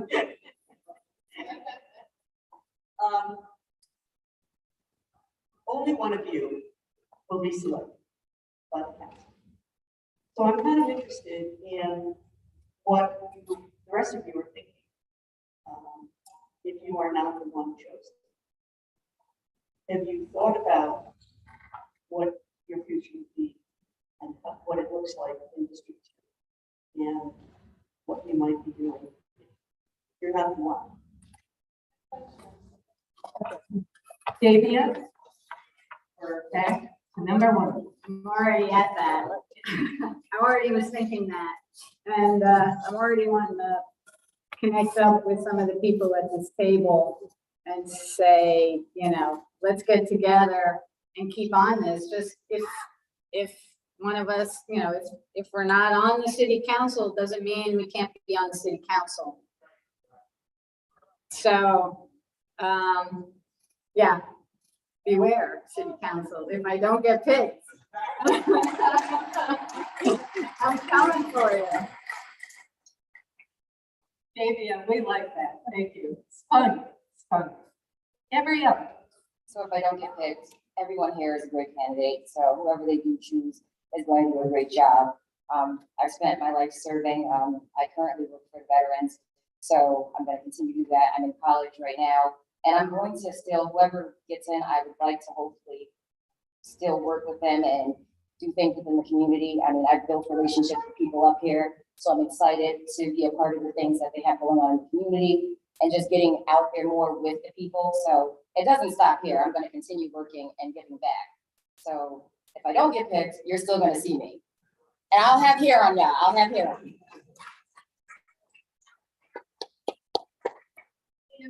You know, just to dovetail what Councilmember Steele said, there also is a special election coming up. So a lot's going to happen over the next few months. Brian. If I don't get picked, I'm gonna try to continue utilizing the relationships I've built with the community. Gabby is doing the painting. I'm gonna help her with that. There was, I forgot her name, I'm sorry.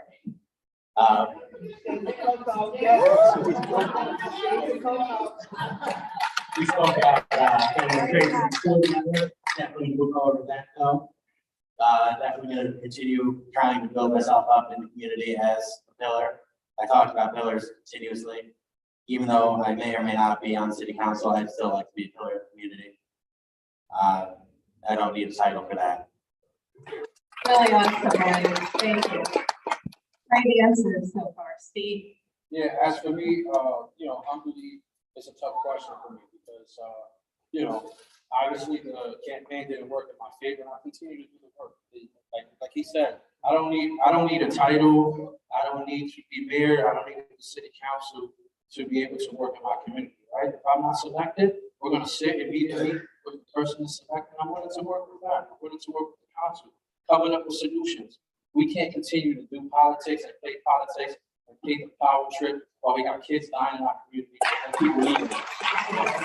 So whether I'm selected or not, we're gonna continue to work, right? I'm gonna continue to do my work no matter what and continue to fight, because at the end of the day, I live in that same neighborhood and I care just as much as you guys here. And you guys are all here because you guys have concerns. And I think we all sitting here as well with concerns in our community. So once this happens, we're gonna get straight to work, continue to do the work. Thank you, Steve. Thank you. Hey, So now, easy question for me. Prior to this forum, I've worked with every single person here sitting on this panel. Every single person I've worked with individually at some point. They don't stop.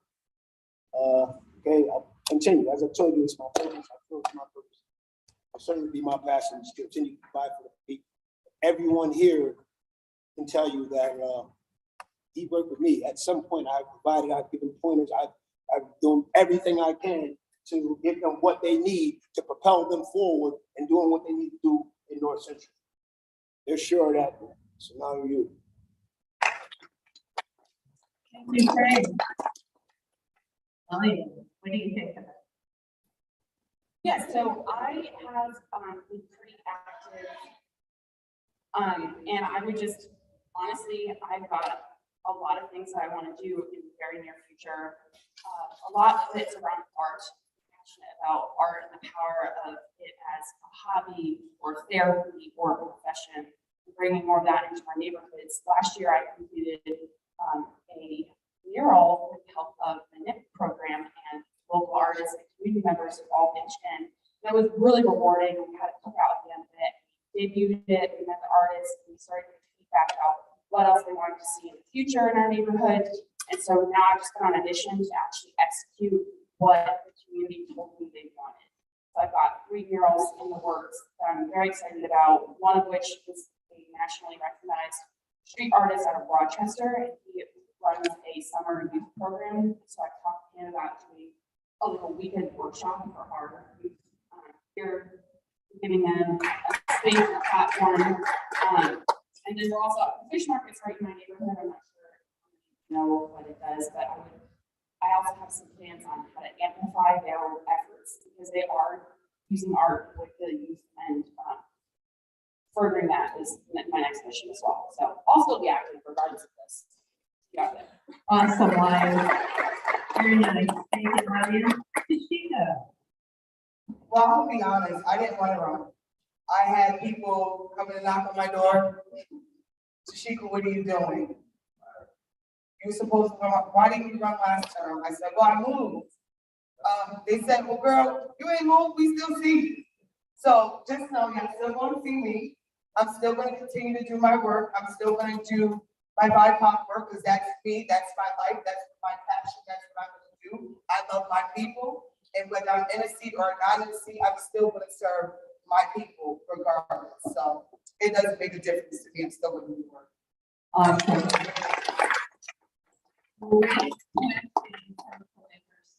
Councilmember Min. Sorry to make you guys do the twist. Today is election day. And D2 is failing. Today in Washington, D.C., at the congressional hearings, there is a quote that really stuck out for me. And it is, democracy is preserved by people who know the fundamental difference between right and wrong. Give me an example of how you have righted a wrong.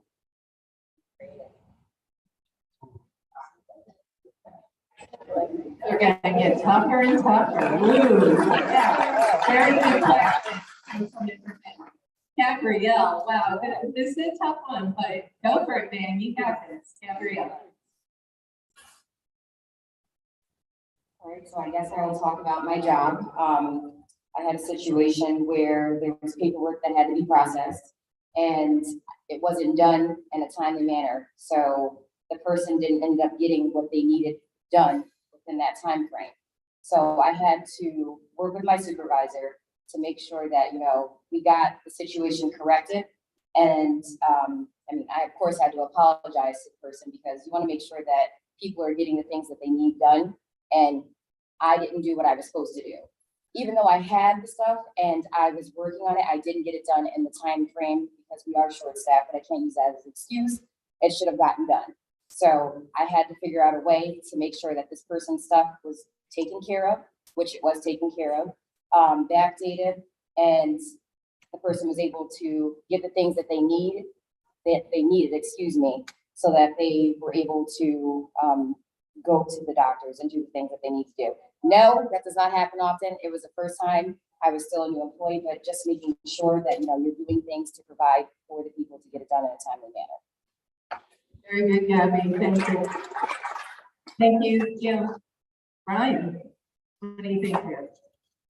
I make mistakes all the time. It doesn't particularly matter which one it is. I handle each and every one the same way, accept responsibility immediately, and then just try to rectify the situation as quickly as possible. There's no need to try to deflect any situations that I cause. If I make a mistake, it's easiest just to own up to it, take accountability, be honest. It doesn't matter the situation. Ever since I was a kid, I learned very quickly from my parents. Lying isn't easy. It takes too much effort. It doesn't matter the situation. Just tell the truth. Easiest way to right and wrong is just do the right thing, tell the truth, and try to rectify the situation as quickly as you can. Very well said. Thank you, Brian. Steve. So I like that democracy, right? I think most importantly, right, is taking accountability, right? And stepping up and fixing the problem. And I think most importantly is holding our county officials, right? Elected officials, when they break it that democracy, right? We recently went through a situation, right? And the process wasn't fair, right? So it's about making it right and respecting the voters, right? Respecting the voters. The voters were now at the same time during the election, and they were disrespected in regards to a process. So I think that's how we're gonna make it right and make sure that elected officials are being held accountable and the process is fair, and that we're respecting our voting rights. And one thing is to protect our democracy, right? And also working tremendously hard and keeping these voters engaged and educated, right? We don't educate them enough.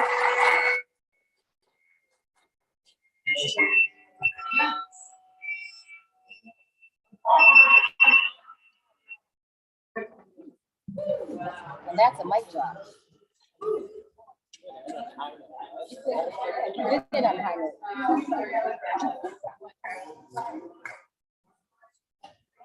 Turn it up. So I turn it up here, right? So yeah, so Here, let's try that.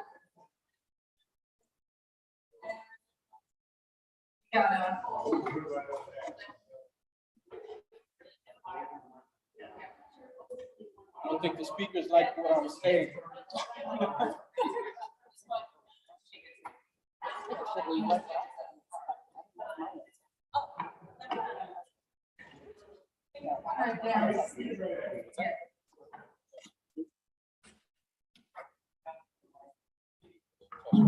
Two.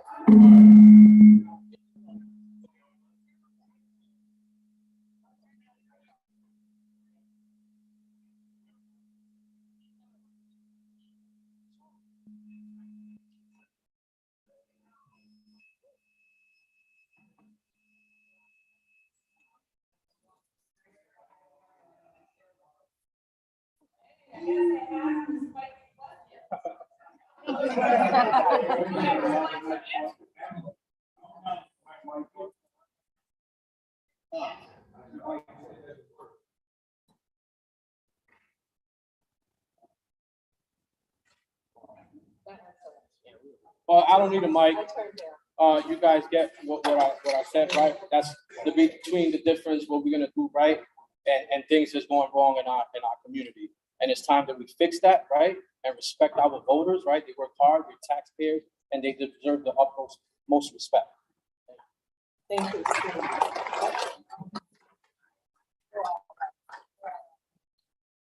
The lights on, but for some reason. All right, great. Yeah, so that was, I thought about that for a second. Wow. So I think really for me is, so I was always told when I was coming up, right, I said, yo, you got to get to the gag. I was always like Swift talk, right? And I became ignorant of that. I became very ignorant of that, right? I was really talking so much, I really wasn't saying nothing. So what I did was I shut that down and I just started listening. I started realizing that you can't talk, you know what I mean? You better listen. And then I learned to listen. And now that I listen, it makes so much of a difference, has made so much of a difference in my life. And how people approach me and how I approach situations and how, so if you listen, you really get, right? You don't have to say so much. You understand? So me, it was like my ignorance of that, I just learned to listen. When I became a listener,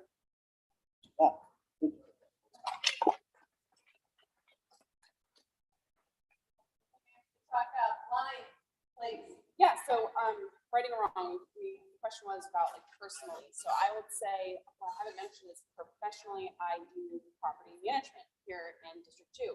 So I deal with code and DPW and all these things, and coming into it, I will be the first to admit, I've made mistakes. I've had issues with garbage being disposed of improperly or code violations.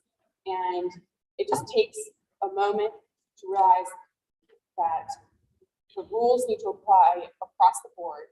The same rules apply to you that they apply to other people in the neighborhood that you're considering a problem. You hold yourself to a high standard and you make sure that other people are being held to that same high standard. So I owned up to the problems that I was, being accused of, and fixed it and learned, and I moved forward, and now I manage properties to the best of my ability, and I have a good communication channel with those regulating parties, and together, like consistently do that, we would improve the community. So that's just a little tidbit. I've got, like I said, I got thick skin, and I'll own my stuff. Awesome. Thank you, Ryan. So, let's think about it. So I would say accountability also is across the board for everyone. In my personal life, I organize with a lot of people. I work with a lot of different grassroots organizations, and I realized I had hurt one of my fellow sisters, one of my fellow organizers. And she didn't really say nothing about it, but it took the body language and the know-how. And, to take accountability, I pulled her aside. Did I harm you? Did I hurt you? And she did say when it transpired that hurt her, that harmed her. And I took accountability and fixed it immediately. And I'm still fixing it to this day because that's just how I am when I feel like I harmed someone. That I'm over apologetic, not that it's okay, but I would say the key word here, and one thing that I did learn in that space is taking accountability and righting your wrong. So that's the personal experience that I have.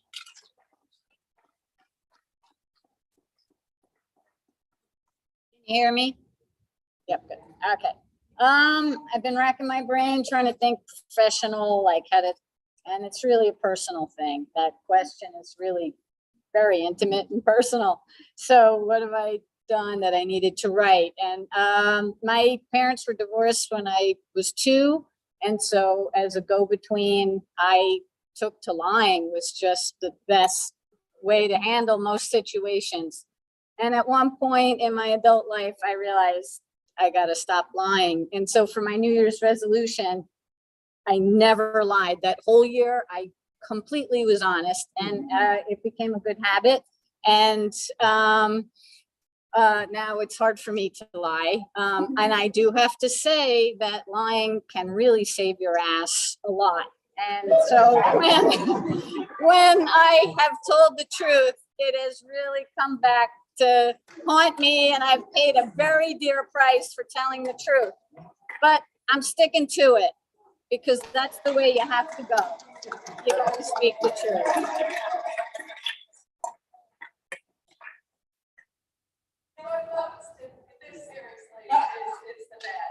You guys are amazing. Councilmember Conley Wilson, and we appreciate all of you so much. I'm gonna try and speak as loudly as I can, so you guys can all hear me. District 2 is a minority majority district. So what is your experience working in predominantly Black spaces?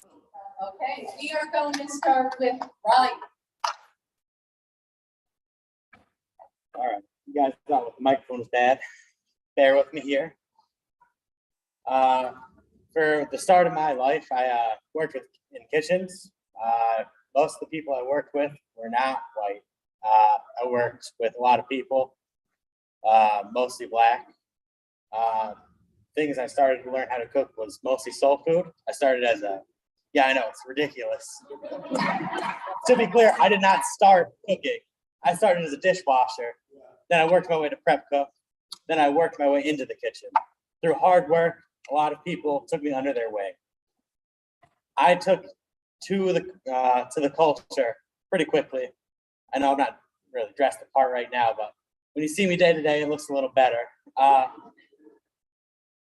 I took to the no lying thing really takes a whole new perspective in that community. When you're in the kitchen atmosphere, if you lie, you're out immediately. If you say in 5 minutes on something, it better be there in 5 minutes. That's how it's been my entire life. That's how it's been since then, since now. It's how it's going to be forever. That's my experience working in a mostly Black environment. Is just tell the truth, show up every day, and that's it.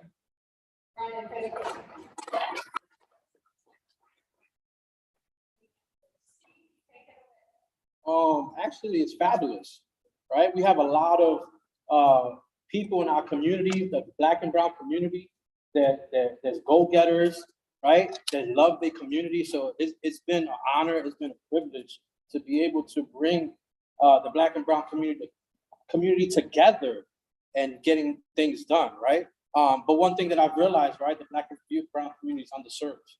And I think that's the passion that I have today. The work that I do, right, in the Black and brown community, I'm so passionate to bring those resources to the community, right? But it's been fabulous, right? We've seen outcomes in not only District 2, but throughout the city of Troy. And I think we need to support more of the Black and brown community, support the small businesses, right? Support the young Black and brown entrepreneurs in the area, right? And also the programs that are serving the Black and brown community as well. But it's been a blessing. They're beautiful people. I've met some phenomenal, beautiful people throughout my work in the community. Thank you, Steve. So it's obvious that you can see right here, I'm probably about to stand up here. So it's obvious I've been 57 years. I've been a resident of Detroit. I live right there in the North Church community the whole time, which you might not have called a minority, but we are the majority in that little area. That's how we know. All right, and we do have a voice, and I'm so glad that I'm, one of the ones chosen to, bring that to life. But definitely, all of my life, all and everything that I've had, I dealt with, wonderful people, and that's just how I see it. That's what it's been. So for me, all my life. Thank you, Chris. Yeah, so I've been in my neighborhood for 3.5 years now, and professionally speaking, I have worked with a lot of people, and I just had a great experience, to be honest. Like, I hope that people don't assume anything about me, what I look like. I know sometimes I ride around on my bicycle and people do assume such things, but I think once people I don't know, I just have been able to accomplish the things I've been able to accomplish in my community because I am working with everyone from everywhere. We're like equals with the same mission, and it's been a great experience. And I love the fact that I'm raising my kids in such an environment too. I think it's really meaningful. So yeah, I'm thankful. Yeah. Thank you, Laura. Well, as I stated before, I love my people, and what I want to see is what we said earlier, the quality my district. Meaning, I want fresh fruits and vegetables. I want access to these farms that sit there that's, you know, grown over and nobody's getting nothing out of it. I want more resources. I want my people to feel proud when they walk outside. I don't want them to be like, oh, T, look at downtown. Why does it look like this over here? I want to be the one to help them communicate to get these resources over here. So if they got to communicate to me, they know I'm very approachable.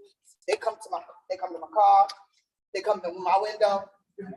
I'm telling you, you'll be surprised. So I just want to be that person to bridge that gap and let them know that I am always, you just can't just see me in the street. I'm always going to be for my people, whether I'm behind a desk, in front of a desk, it don't matter. So I want to bring back the quality of life back to District 2 when I was younger, when I was going to school and obeyed my dad, where it was safe to stay outside on the basketball court. That's all I'm saying.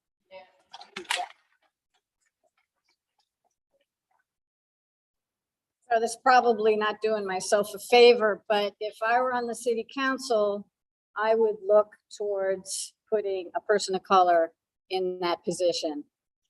So I think that we need, so, you know, we need people of color in positions of power. Okay, that's what we need. And that door has been closed, so that door needs to be open. I have been going to the Lansingburg School District school board meetings and asking them over and over again, hire people of color, hire Blacks. I'm not seeing it so much happening. So, but we got to keep making that voice heard. And there's no problem for me working with all kinds of organizations and all kinds of people. That is not a concern for me, but I do always look. What does this board look like? Where are the people of color? Okay, and if they're not there, let's get them there.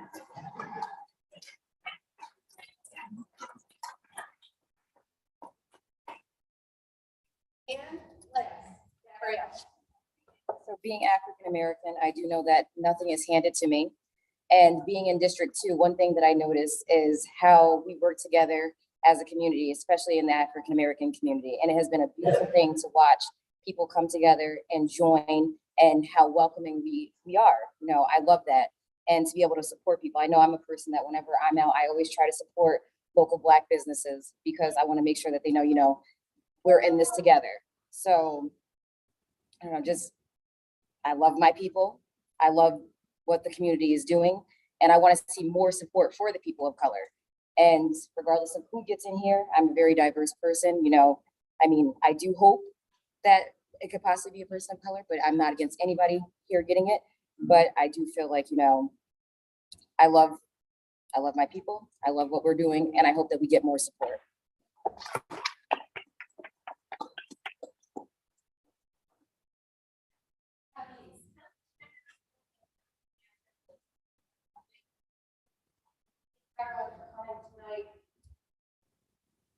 You're doing awesome. I'm blown away with each and every one of you. I mean, it's tough. Speaking in front of a crowd of people, but you know, I give you a lot of credit for it. So this question that I have, it's pretty generic, but in a way that anyone can understand. Can everybody hear me? All right. Work hard. Okay.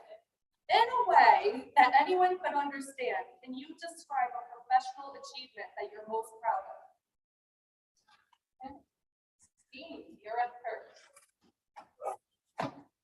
Professional achievement. So I can truly say, coming to Troy, I was growing up, I was unfortunate to get my high school diploma, and I went to the youth build program, which is through CEO Youth Build. And I was able to get my education. That's when I met Brother Ford, right? And through that process, there was a lot of obstacles because when I met Brother Ford, he introduced me to what community looks like and what giving back and what working in the community looked like. And it just sparked my interest. So one of my mentors had told me, hey, you know what, get a job in what you like to do. So the challenges that I had was I didn't have a degree. So what I did, I went to Hudson Valley and took human services. And during that road, right, when I was able to apply again for the position doing social work, it happened my third time around, right? Because we all have obstacles in life. I was able to get that position running one of the youth build programs in this area, serving young people 16 to 24 and helping them be successful. And to this day, right, from a GED, I'm the director of workforce development for the Boys and Girls Club of the capital area. And I oversee 2 sites, right? And I started at the Boys and Girls Club cooking food. So for me, that has been a tremendous accomplishment, being able to put young people to work and keep them off the streets. Thank you very much.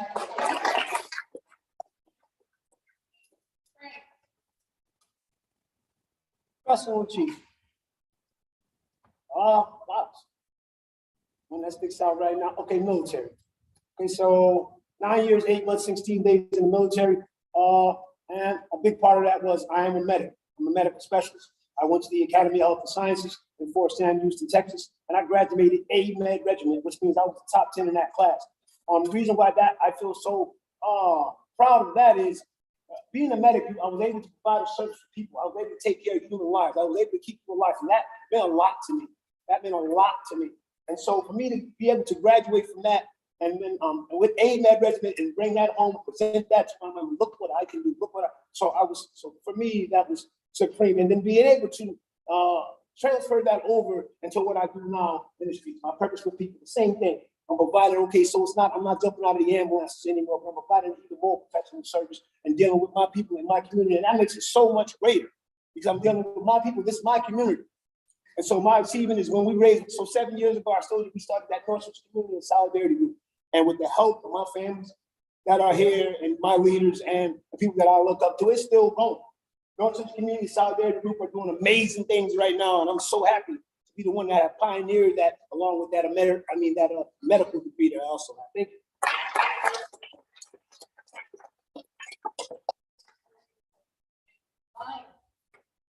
Yes, I would say that I started a business from the ground up, and that was a really satisfying experience. The business itself didn't take off. I'll be the first person to admit that. But just having that experience, knowing what it takes, knowing what everyone else who starts a business goes through, being able to relate to the business owners in our community has been really valuable.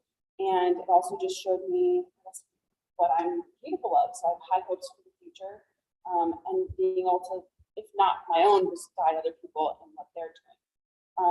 And then also being encouraged to apply or be considered for this role was really flattering and complimentary. So I would say that's definitely a professional accomplishment as well. Very good. Thank you.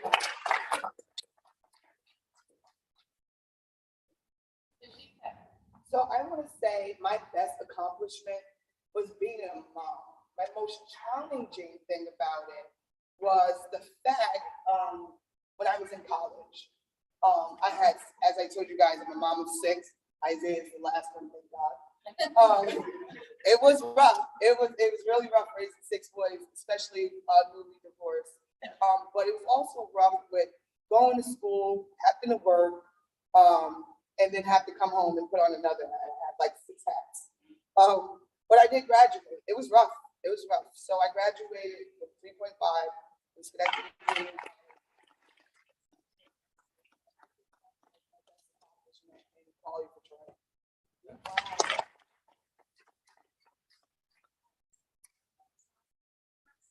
So, the little accomplishments are when, someone comes up who, as a social worker, I helped maybe years ago, and they come up and thank me for my help. That's my own personal one. But I had a recent accomplishment that I'm on the Knickerbocker Park board, and we're getting together, putting this pool, the new pool, and very excited about it. But I rescued a grassy hill, and that, to me, it doesn't sound like a big accomplishment, but to me it was immense. So what happened was I was 20 minutes, I couldn't make one of the meetings, and during that meeting, somehow, even though it's not in the minutes, there was consensus to put the new pool on this hill in the park. And when I came and heard about it, I was sick. I couldn't sleep. It was terrible. And I was like, that hill is a beautiful hill. Meanwhile, right next to it is this old junky parking lot where they put the snow. I was like, why can't you put the hill in the old parking lot right near the ice rink where everything is, instead of tear up this beautiful hill? And I had to fight. I had to really fight. And I won.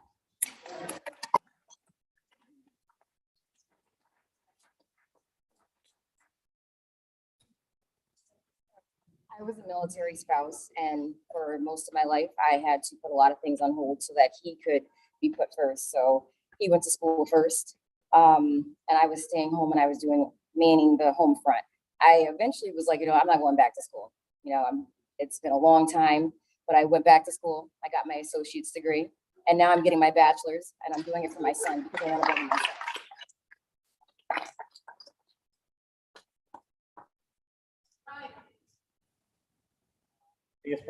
Biggest professional achievement I have is joining the International Brotherhood of Electrical Workers, which is the electrical union. The proudest I was the first time I got called as an apprentice to come into someone's house. The homeowner came up to me and told me that all of the lights in the top floor got chewed on by squirrels, which doesn't seem like a big deal until their kid was crying because they wanted to go to sleep, but they're too afraid of the dark. So I spent the whole night rewiring the top floor of the house, and the lights finally came back on. And then the kid finally stopped crying. He was able to go to bed. That was probably the proudest I felt.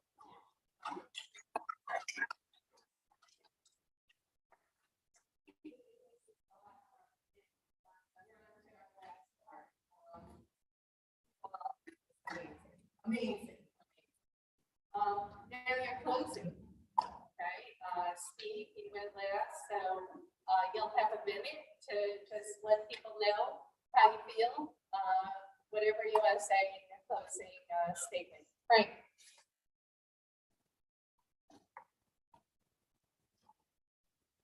So again, I just want to thank everybody for coming out.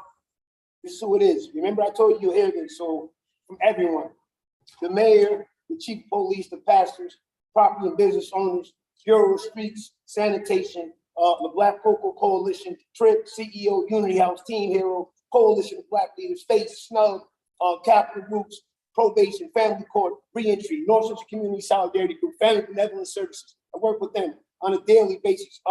I've heard, and to all my people here, thank you.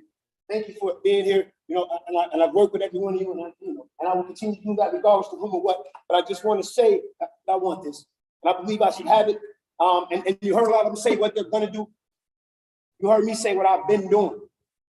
Not what I'm going to do, but what I am doing, what I will continue to do, what I will continue to do. And to give me that, I got a little more power to expand it, make it even that much greater for you. We certainly can do that.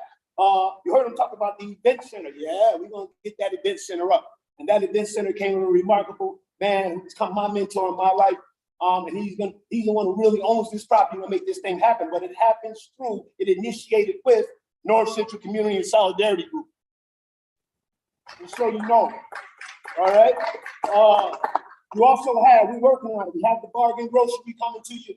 That's going to come. We have, listen, my heart is pounding right now, and it's pounding just for 1 second, just for a reason. The reason why it's pounding right now is because the pulse, I feel the pulse and the prayers of all of the people, man, that are pushed for me to be here today. I feel that. I feel all of you. You all have my heart really pounding right now. I got you. All right. You know what it is. Come to me.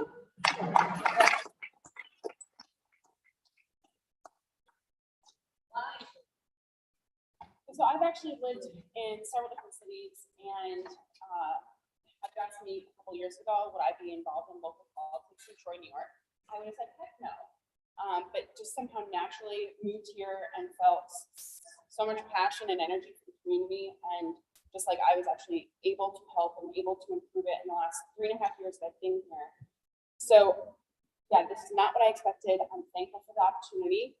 If I don't get it, I will still charge forward and try to do the best I can. I met some people here, like I met with Gabrielle the other night, which is awesome. And I look forward to working, keep amplifying every other people's efforts into making it a bigger.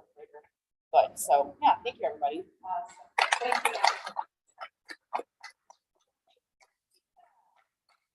Well, in closing, as I'm gonna say, my direct focus is District 2. I've lived here, I have seen the disparities, I have lived through the disparities, I have been a victim, I have been everything you can imagine in this district. And I just wanna make it better for my sons, for my community organizers, and my community as a whole, and for my people. We deserve this. We waited decades for this, so we gonna get the prize. Thank you, Katrina.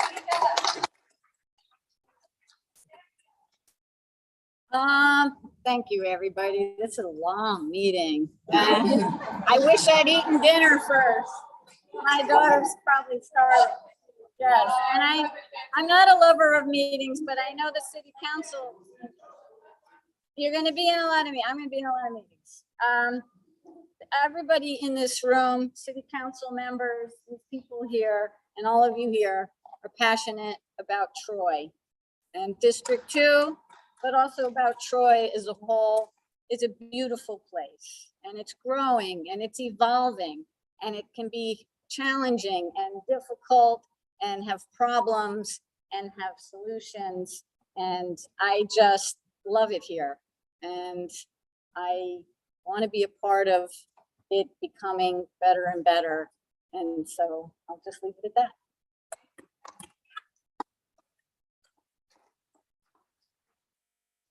I love our district and I want to do more within our district. When I was walking, I was getting these signatures, which I did not have to do, but I wanted to do it to show like, hey, I'm in this and I want this. I listened to the people and I heard a lot of things that they were saying. And it's sad when you hear something like that and you feel like you're not being heard. I want to advocate for the youth, like my son, and support more programs that really lift our youth up and steer them from causing trouble in our streets. I want our district to be treated equally. It's not fair. We don't always get the same garbage pickup or our street cleaning as other neighborhoods get. It's not fair. You open businesses in D2 and you don't get your own ribbon to cut. I want to bring more to this community and I want people to know like, hey, it's not just you, it's us together. So that's why I want the seat in District 2.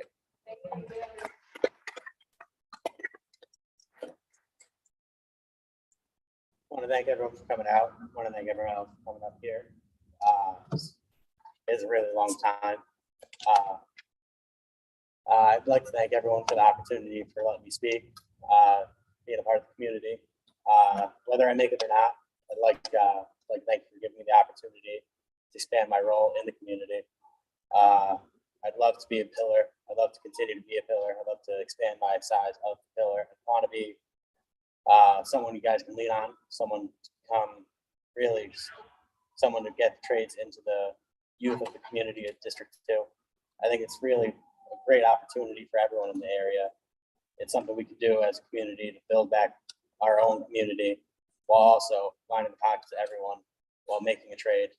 You can either work for someone, get a paycheck while building back your own community, or start your own business. It's a great opportunity. And look forward to building with you guys.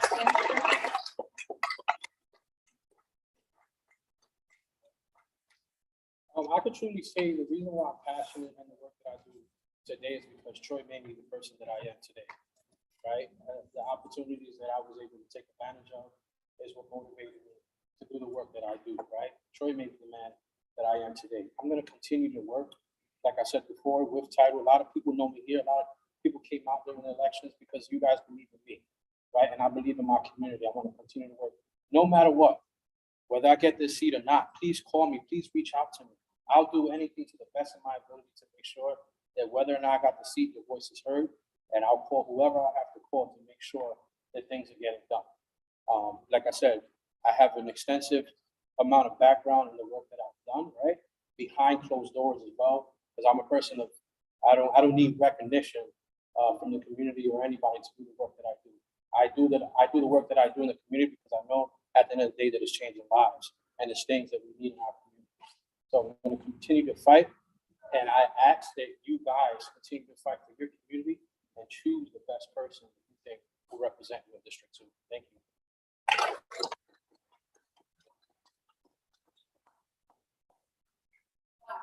So, if we enjoy.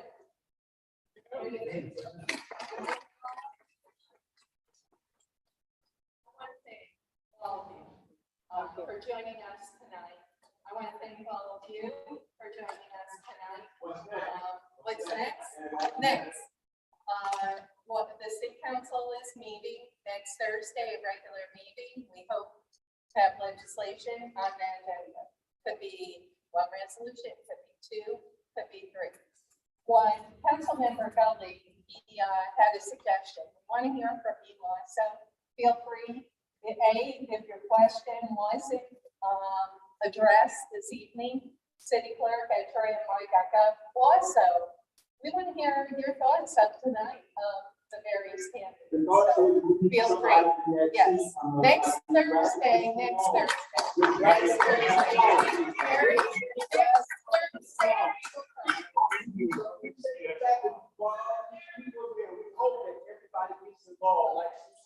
Next Thursday, there will be a vote.